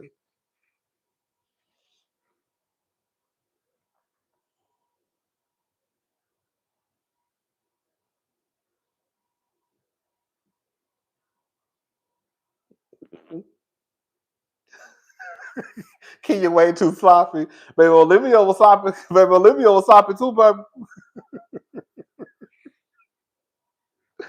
that's still my girl though. Anyways, y'all, let me get up off of here. I had fun tonight. I have to babysit my nieces again tomorrow, and then maybe even Wednesday. I'm not sure. My brother-in-law, girl, he working mornings. My sister has to work, so yeah. And I don't like to sleep. Girl, I ain't gonna lie, girl. I did that one time. I know this is gonna sound crazy. Even my sister and my brother-in-law tell me, boy, go back to sleep. Girl, I feel like I have to be up when they're here. I don't know why, but I feel like I'm supposed to be up. So like I'm just up. But my sister and my brother-in-law tell me, baby, give them iPads and baby, take your ass to sleep. Um, but I feel like I'm supposed to be up though. Cause child, baby, my nieces will go on their motherfucking balcony and start hanging off like they motherfucking Tarzan and Jane. And I'm saying right now, baby, I don't live high, but girl, I just live a few floors up. But girl, if they fall, baby, they good as dead. They're gonna be good, baby. If anybody fall off of this balcony, baby, you're gonna be good as gone. Okay. That's why I was like, I just don't trust kids. That's what I'm saying. I don't trust kids. I don't need nobody breaking shit. I don't need nobody doing shit in my care. Girl, you girl, break what you gonna break at your house with your mama and your daddy. Over here, I need everybody to be still, sit down, girl, and don't move. And if you go outside, don't hang over the balcony. Even though my balcony is very, very sturdy. I do not let them hang on the balcony. They be want to hang on the balcony, like like you hang on it and you like pull yourself back. I don't like them leaning over the balcony. I don't like none of that, girl. If you go out on the balcony, sit down, girl, sit down, and don't touch that goddamn railing. Anyways, child. But other than that, yeah. But they come back over here tomorrow. Girl, I can't take no chances, honey. I really can't. Not in my presence. Now what you do with your mama and your daddy? That's on. No shade. Girl, no shade. Girl, what y'all do with y'all mama and y'all daddy? That's your mama and your daddy. But baby, how y'all walk into this apartment, I need y'all to walk out the same fucking way. Okay? And when you get with your mama and your daddy, girl, they let y'all crawl on top of the roof. They don't. I'm just exaggerating. But if they let y'all do whatever, girl, that's gonna be on them, baby. I ain't got nothing to do with it. But not on my motherfucking watch. I don't need nobody talking about, girl, somebody that broke their arm, leg. Girl, what was they at, girl? That was over Rodney House. You got a girl fucked up. Girl, so and so broke their arm and their leg. What? What was they at? At Rodney House. Girl, Rodney was supposed to be watching them, girl, but he was in the room asleep. Girl. Okay. And now everybody looking at me crazy, like I'm the irresponsible uncle. Now don't nobody want you to watch their kids, because girl, the last one broke their arm and their leg and a rib, okay, and their tooth fell out. You know what I'm saying, girl? Anyways, child. But yeah, so I'm about to try to find me something to eat, take a shower, and girl, go to sleep because they'll be over here tomorrow around like 7 something. And then I'm gonna get up and make them some breakfast. I'm probably just gonna give them some cereal because they had me fucked up today. when I was evil, they had me fucked up today. Girl, they wasted all my motherfucking food.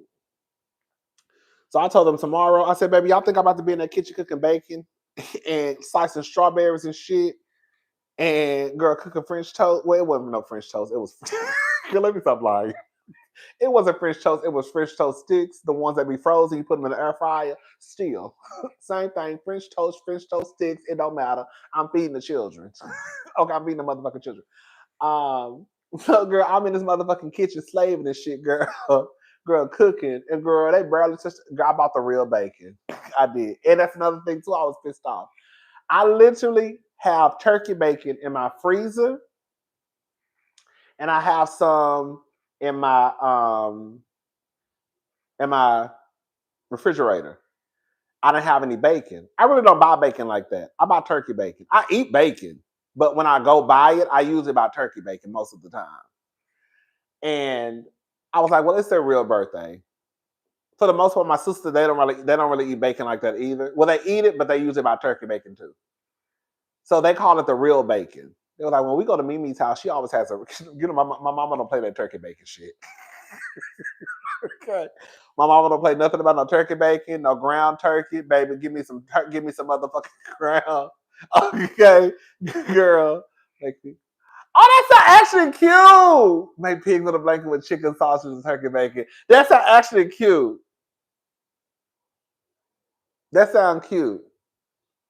No, she's not vegetarian, but she don't eat meat like that. Like that. It's weird. Like even though shrimp, they say shrimp, it's not meat, but the only thing she'll eat, the only thing she loves salads and she loves shrimp.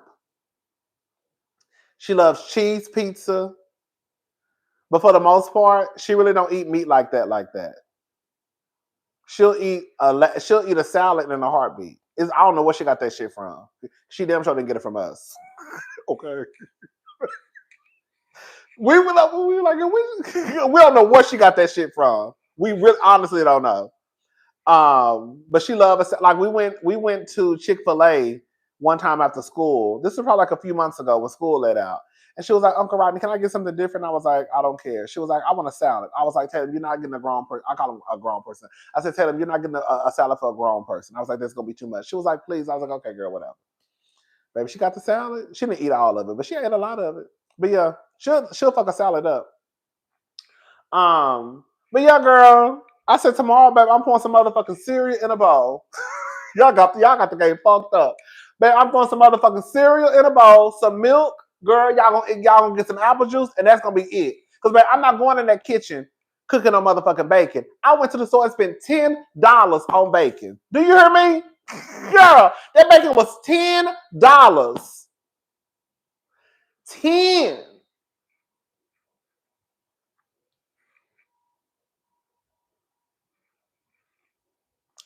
Bailey loved bacon. I thought all three of them love bacon. They'll eat it, but I don't know why I was thinking about Tatum because again, it's really low key my fault. I don't know why I was really thinking about Tatum because Tatum really don't eat meat like that. So she ate one strip of her bacon, and then she ate her strawberries, and then she ate I think one of the French toast. Bailey ate all her bacon. She only had 2 slices. I gave Bailey 2 slices. I gave Sloan 3 slices. Tatum 3 slices, and I had 3 slices. And I gave Sloan. Basically, me, Sloan, and Tatum had the same amount of food. And then I gave Bailey 2 slices. Bailey ate all her fucking bacon. And then when she left, she took the ones that was still on. And then when she left, girl, she took the ones that was on Tatum and Sloan plate.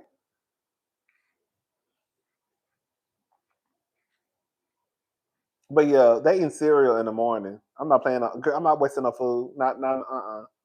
We're not wasting no food over here. So, anyways, but yeah. So they come up here tomorrow.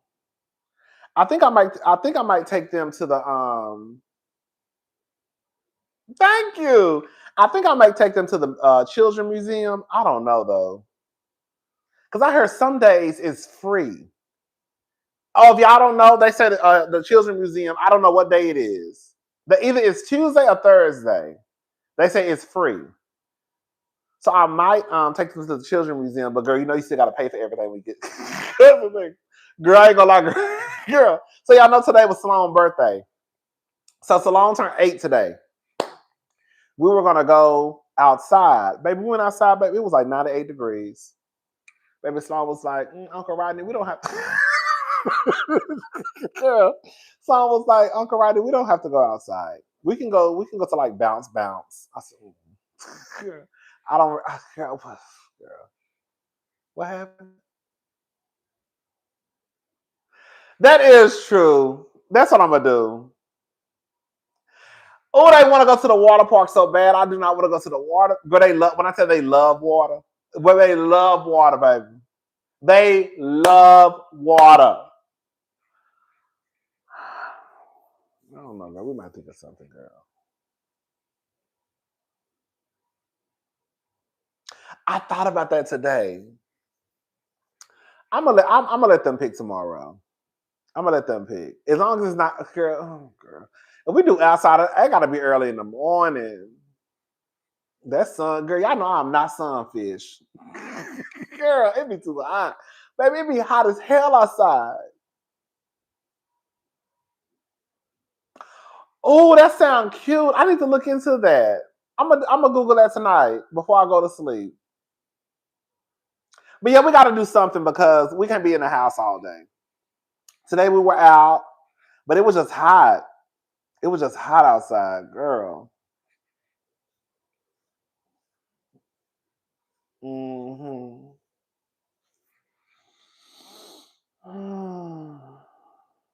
Yeah, we're gonna figure it out. Today I told her, give me five. Today I said, give me 5 places you want to go. Baby.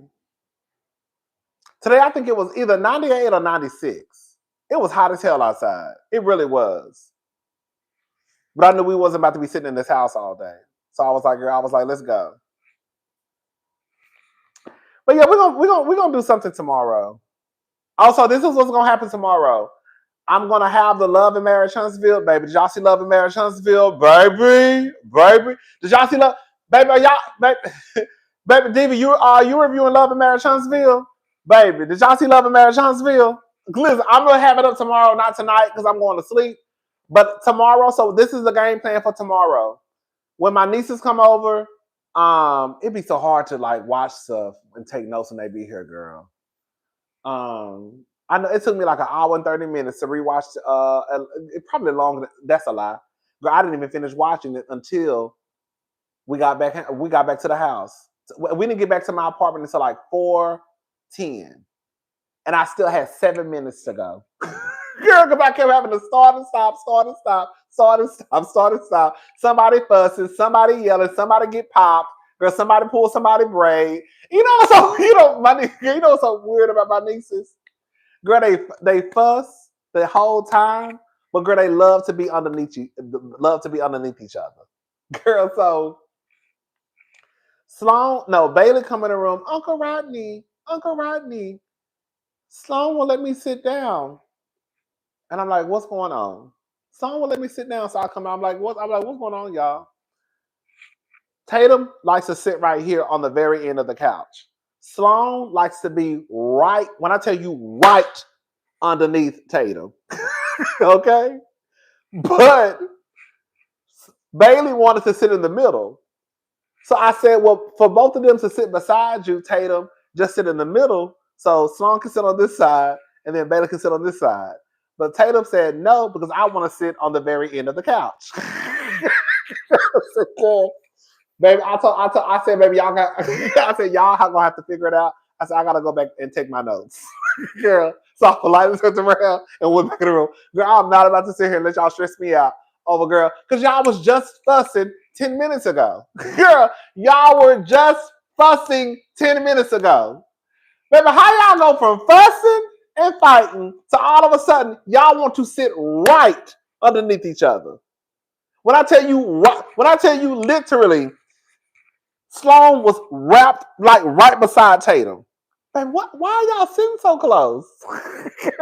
Why are y'all sitting so close? I'm so confused. I'm so confused. Maybe I was just fighting like 10 minutes ago. Baby, and I think, matter of fact, Sloan, you just pulled Tatum hair. I think Tatum pulled your hair. Yeah, now y'all right. When I tell you, it's the weirdest shit. Baby, like I said, I'm not letting y'all stress me out. Y'all gonna have to figure it out. Y'all gonna have to figure it out. Baby, Tatum, you 10. So Tatum said, well, I don't have a problem. Tatum basically told me that it's not her problem because I'm fine. I'm sitting where I'm sitting. Basically, she told me it's between Bailey and Sloan. I'm not moving. Baby, I'm not about to argue with y'all. I don't even care. Baby, it's just some seats. Like, I have 4 bar stools. They have a certain way they have to sit. Tatum sits by the wall, Sloan sits in the middle, and then Bailey sits at the end. Girl, one day Bailey sat in the middle and Sloan almost had a fit because she said that that's her seat.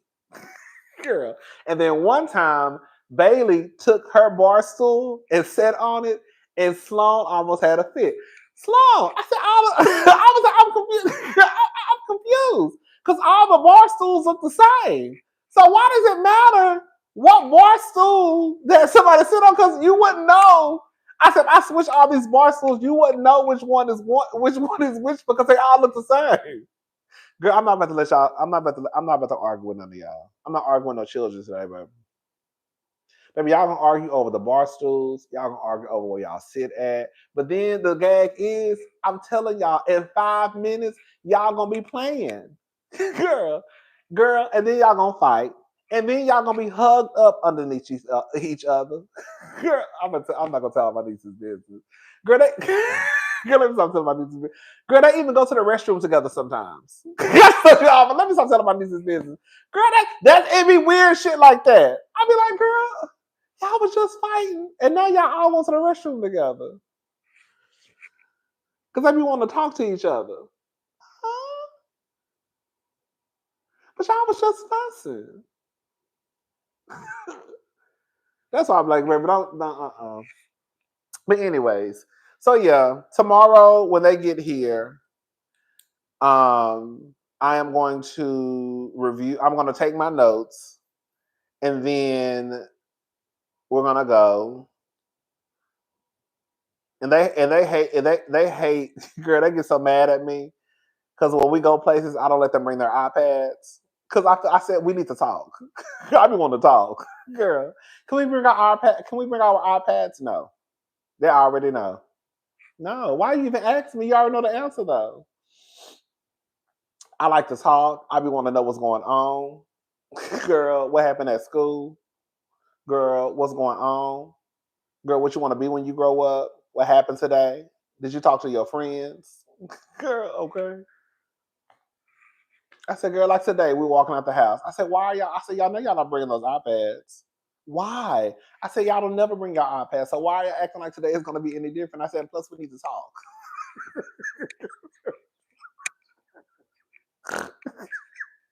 Girl, y'all, like I said, why do y'all act like y'all gonna die if y'all don't have those iPads? No, y'all never bring your iPads. You're not bringing your iPads. No, leave the iPads here.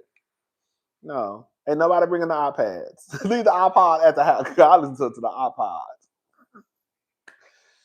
Anyways, child. But yeah, they're my nieces though. So they come back up here tomorrow. I'm gonna give them some cereal and some motherfucking juice. And then we'll probably leave here around like 10. Yeah. We'll leave here around like 10 and go do some stuff. And then I can ask them in the morning like what they want to do. And we can figure it out. But I know they want to go to the pool. Bailey literally said, Uncle Rodney, the pool tomorrow? Girl. I could take them to like a little I could take them to like a little not necessarily a pool, but it is a place up the street. You know, like you can get wet, but it's not a pool though. You know what I'm talking about? Like a water park in a way. Like I think was it the diva who said that? Somebody said it. It's not like a pool, but it's like you can still like run around and get wet and all that stuff. Y'all know what I'm talking about. Like a splash pad, yes, like that. Yes. I can do that. That's okay. Girl, I don't like to get in the pool. Yeah, it's like a splash park that can run around. The water is like, you know. Yes, yes, yes. So we might do that. I think they can do that. I'm gonna tell my sister to put their bathing suits in just in case. Let me text her right now.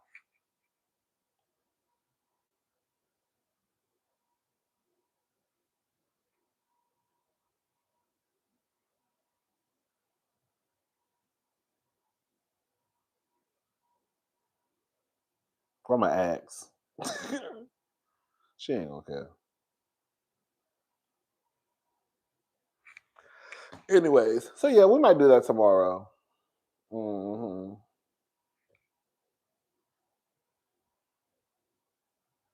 Anyways, y'all, I'm gone. It's 8:53. It's late. I've been on here too motherfucking long. Shout out to season 16. Oh, we'll talk about this in another video. I'll tell y'all who I want to come back. Girl, at this one, it really don't matter because, girl, from what I understand, all the girls got invited back. Like, all the girls got invited back.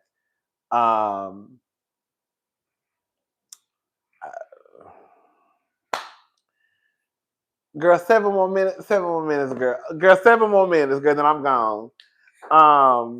All the girls got invited back. So it is what it is. If Shamia comes back, Shamia needs to get a backbone. Shamia is gonna have to get a backbone.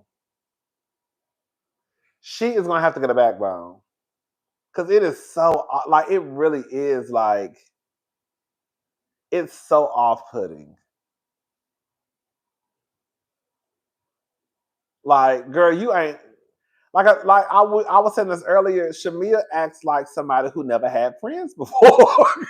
Like, it's actually kind of sad in a way. Andy told her that. Andy did tell her that. Like, it's actually kind of sad in a way. Like, girl, you act like you ain't never had no friends before, and if you say something they don't like, they're gonna stop being your friend. It's not what you like. You should be honest with your friends. It's not about disrespect. You know what I'm saying? It's all about having good communication with your friends, letting them know how you feel about situations. It's one thing for something to happen, you be like, I'm not worried about that, I'll let it go. Right? But if it's something, girl, if I'm not about to be walking around here still pissed off about something that happened 15 years ago. You see what I'm? It's shit like that. Some shit with your friends, you may not look at it as that big of a deal. So you will let it go. Like, okay, I'm not worried about that. That's not that big of a deal. But clearly it's a big deal, bitch, if you still pissed off about it 7 years later. Like, that's the problem. You really are still pissed. And instead of you just saying, bitch, I'm really still pissed, you act like you not pissed, but you really still pissed. You didn't really let it go. You didn't really let it go. You said that you let it go, but you really didn't let it go. So now here we are. Because you scared that if you tell your friends how you feel, then you're going to lose your friendship.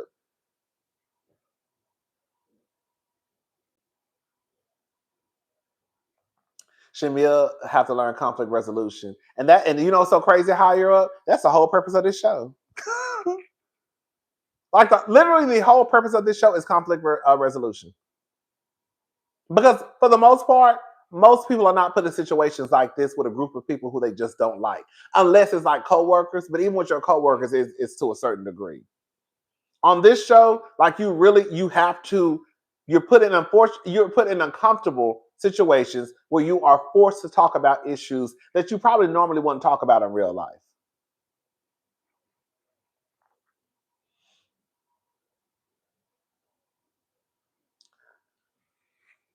Girl, but you know,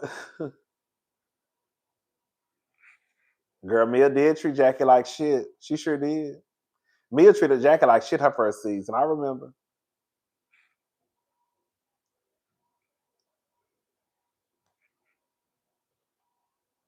It's just that, like, on a show like Housewives, like in real life, you can kind of walk away from some situations. On these shows, like, they force you to talk about shit.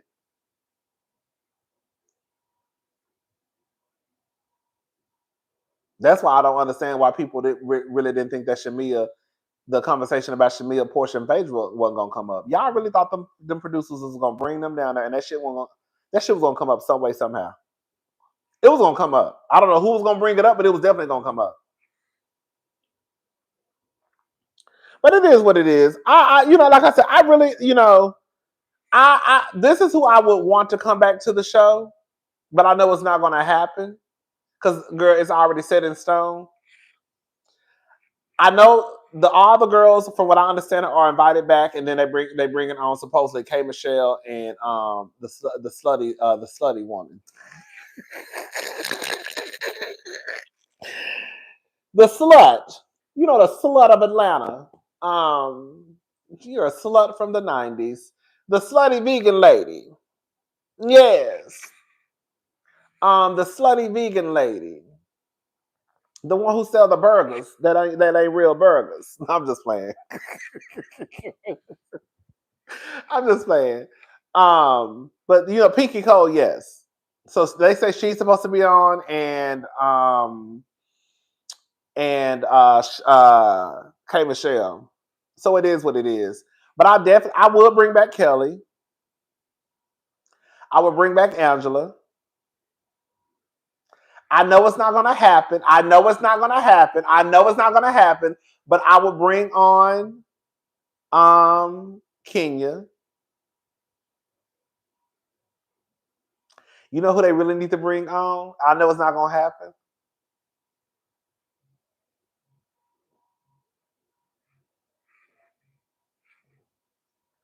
Mariah Huck. Rodney Charles got the girls together. He sure did. Thank you, Diamond Charmaine. He sure did. Where y'all husbands at? I said, I know that's right. And I'm not even, girl, shout out to the diva. We're not going to throw no dicks in nobody's faces. But in this situation, I was okay with it. Because y'all got a lot of motherfucking nerve keeping my name in your mouth. But where your man at? Where yours at? And where yours at? Because yours sitting on the other side of the room. So you shut up. Girl, where yours at? Yours is in jail. So you shut up. Where yours at? Oh, yours at the house, so you shut up. Girl, where yours at? Oh, yours is in jail because girl, he's a scammer, so you shut up. Girl, that's how Charles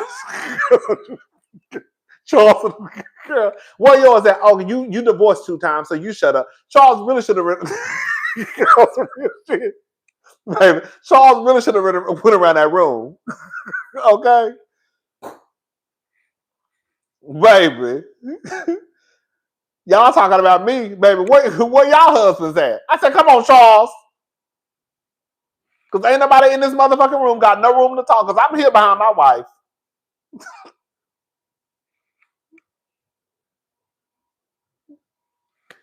Baby. Shit.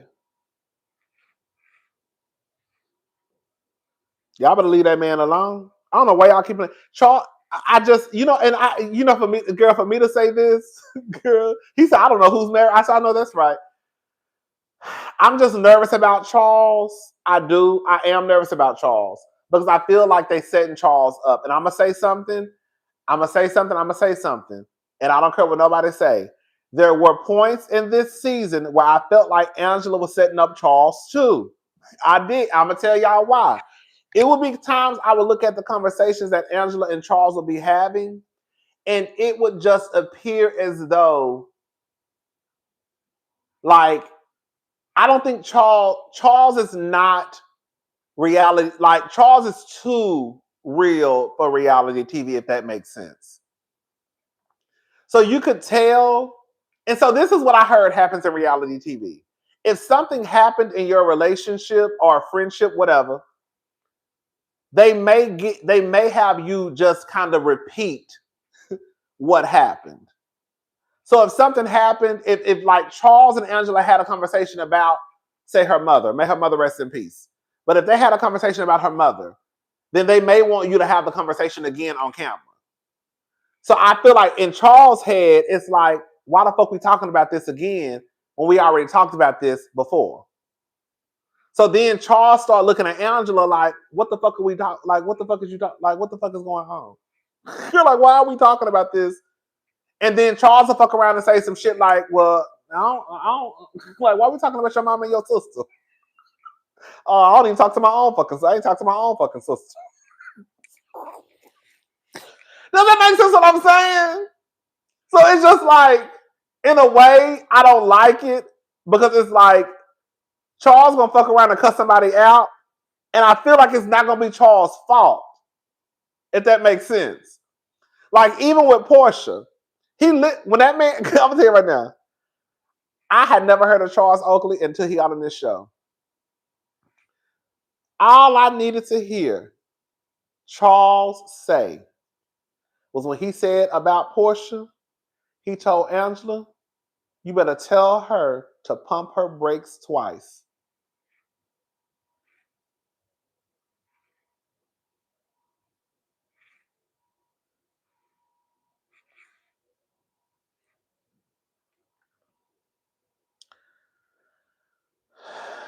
said, oh shit. He said, you better tell her to pump her brakes twice. And then when he told her, she better Google me. I said, oh shit. I said, oh baby.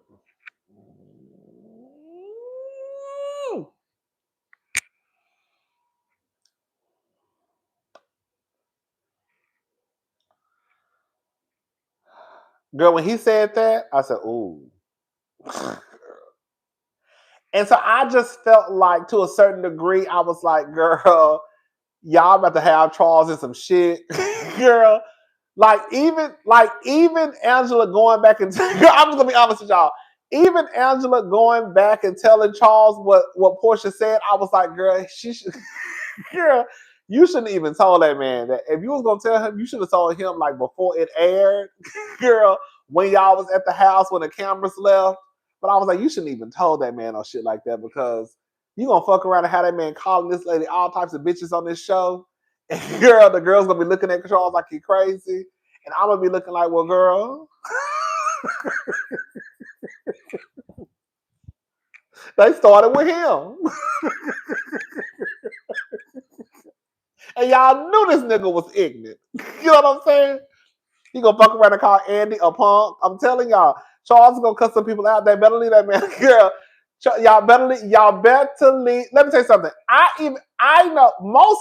Okay, I ain't gonna say most. I do believe this. Most of us, including myself, would be able to kind of pull back a little bit. I feel like Charles, based off what I've seen, he can pull back, but he be dead ass in what he be saying too. Like Charles is the type of person where you don't know if he's joking or play. Like, is he for real? Like for real, for real? Or is he kind of like, is he playing? Oh, no, I think he real. I don't know, girl. Just leave him alone. Girl, just leave him alone. I don't know, girl. I don't know if he was playing or not, girl. I don't know, girl. Girl, just leave him alone. Girl, just leave him alone. Girl, you know I want my hair to be just like Charles. Oh, girl. I love Charles' hair. Oh, I'm about to grow my hair back out again. I can't never get it that length though. You know, I'm having troubles right here in this front part. Everything else grow out, but it's just this part right here I'm having problems with. I love his hair. Oh, I fucking love it. But anyways, shout out to Charles. Shout out to Angela. I do think they need to put some respect. And y'all know I don't even talk like this about niggas. Y'all know I don't even talk about like this. I mean about niggas. But I do think they need to show a tad bit more respect to Charles. I think they just need to show a tad bit more respect to just Charles and Angela's situation. I don't like just like keeping up mess that just like you just like. Can you imagine him and Peter? That's a show, baby. Baby, that would have been a mess. Baby. Oh, I'm gonna look at that tonight. Let me send me a note. Hold up.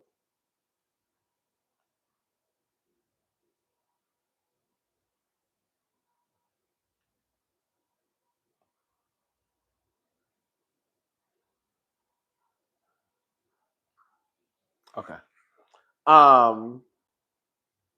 But yeah, so it is what it is. Shout out to Charles, but they do need to show. That's what I was saying. They need to show a little bit more respect to Charles, because as I was stating earlier, this is the reason why people don't like to do this show, because like y'all, like it just becomes a mess, and y'all be lying on people, and it's not cute. And then, like if Charles would have cussed Phaedra and Shamia out, but especially Phaedra, girl, the girls would have been like, oh, and I hate to say what I'm about to say, but I'm gonna say it anyway. It don't have nothing to do. It ain't got nothing to do with me disliking Phaedra. But if Charles would have fucked around and cussed Phaedra out, girl, they would have been like, oh, girl, this man on TV cussing this woman out. But Phaedra was trying to play with that man and play with that man's marriage and trying to drop these breadcrumbs of infidelity. You see what I'm saying? So then if Charles catches, like Angela caught what the fuck Phaedra was trying to do, and now she get cursed out, now it's gonna be a problem because the man is cursing out the woman. But stop acting like if that was to happen, that man didn't have a reason to cuss her ass out. That's all I'm saying. That's literally all I'm saying. Y'all playing with people, and then when people react to y'all playing with them, then we look at the blow up and not what led up to the blow up. That's all I'm saying.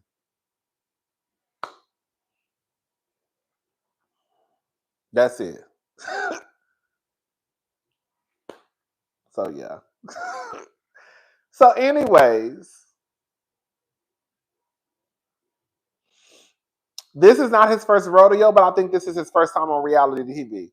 I think this is a lot different for.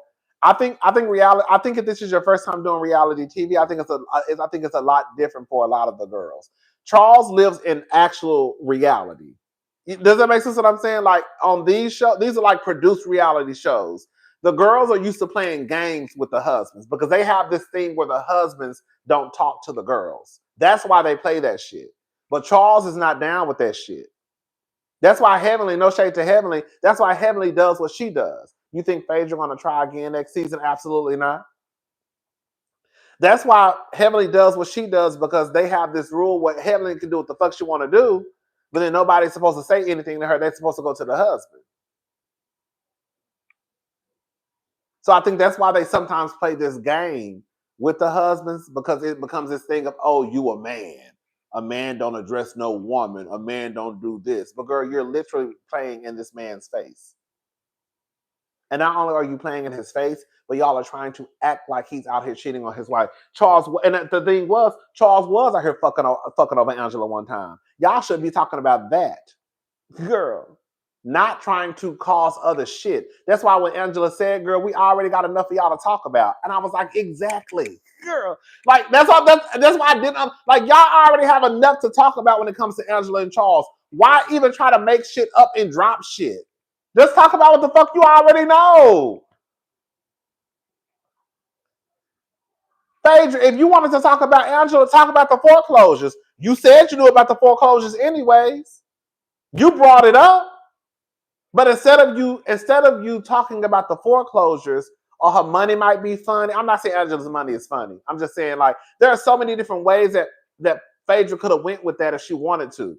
But instead, now we all looking up and they say you got something to do with this and this and that. And it's like, girl.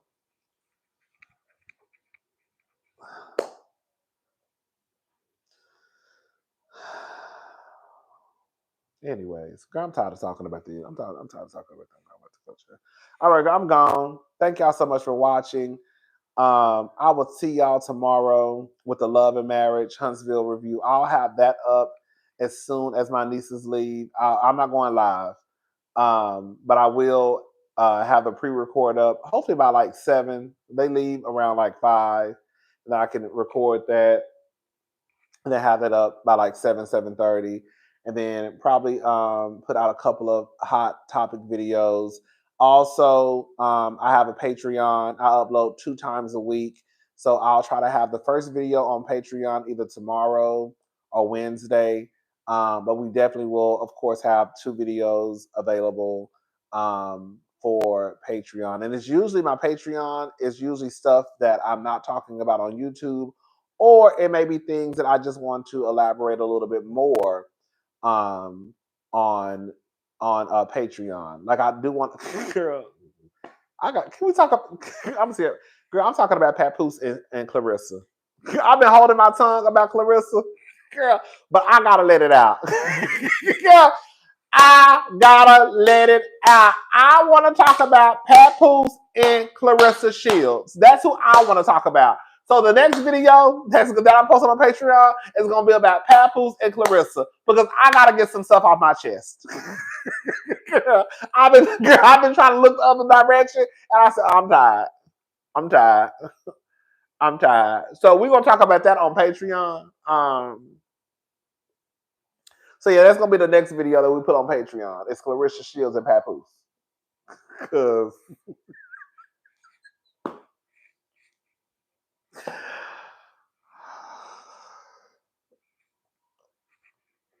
all right, y'all. I'm gone. I'll talk to y'all tomorrow.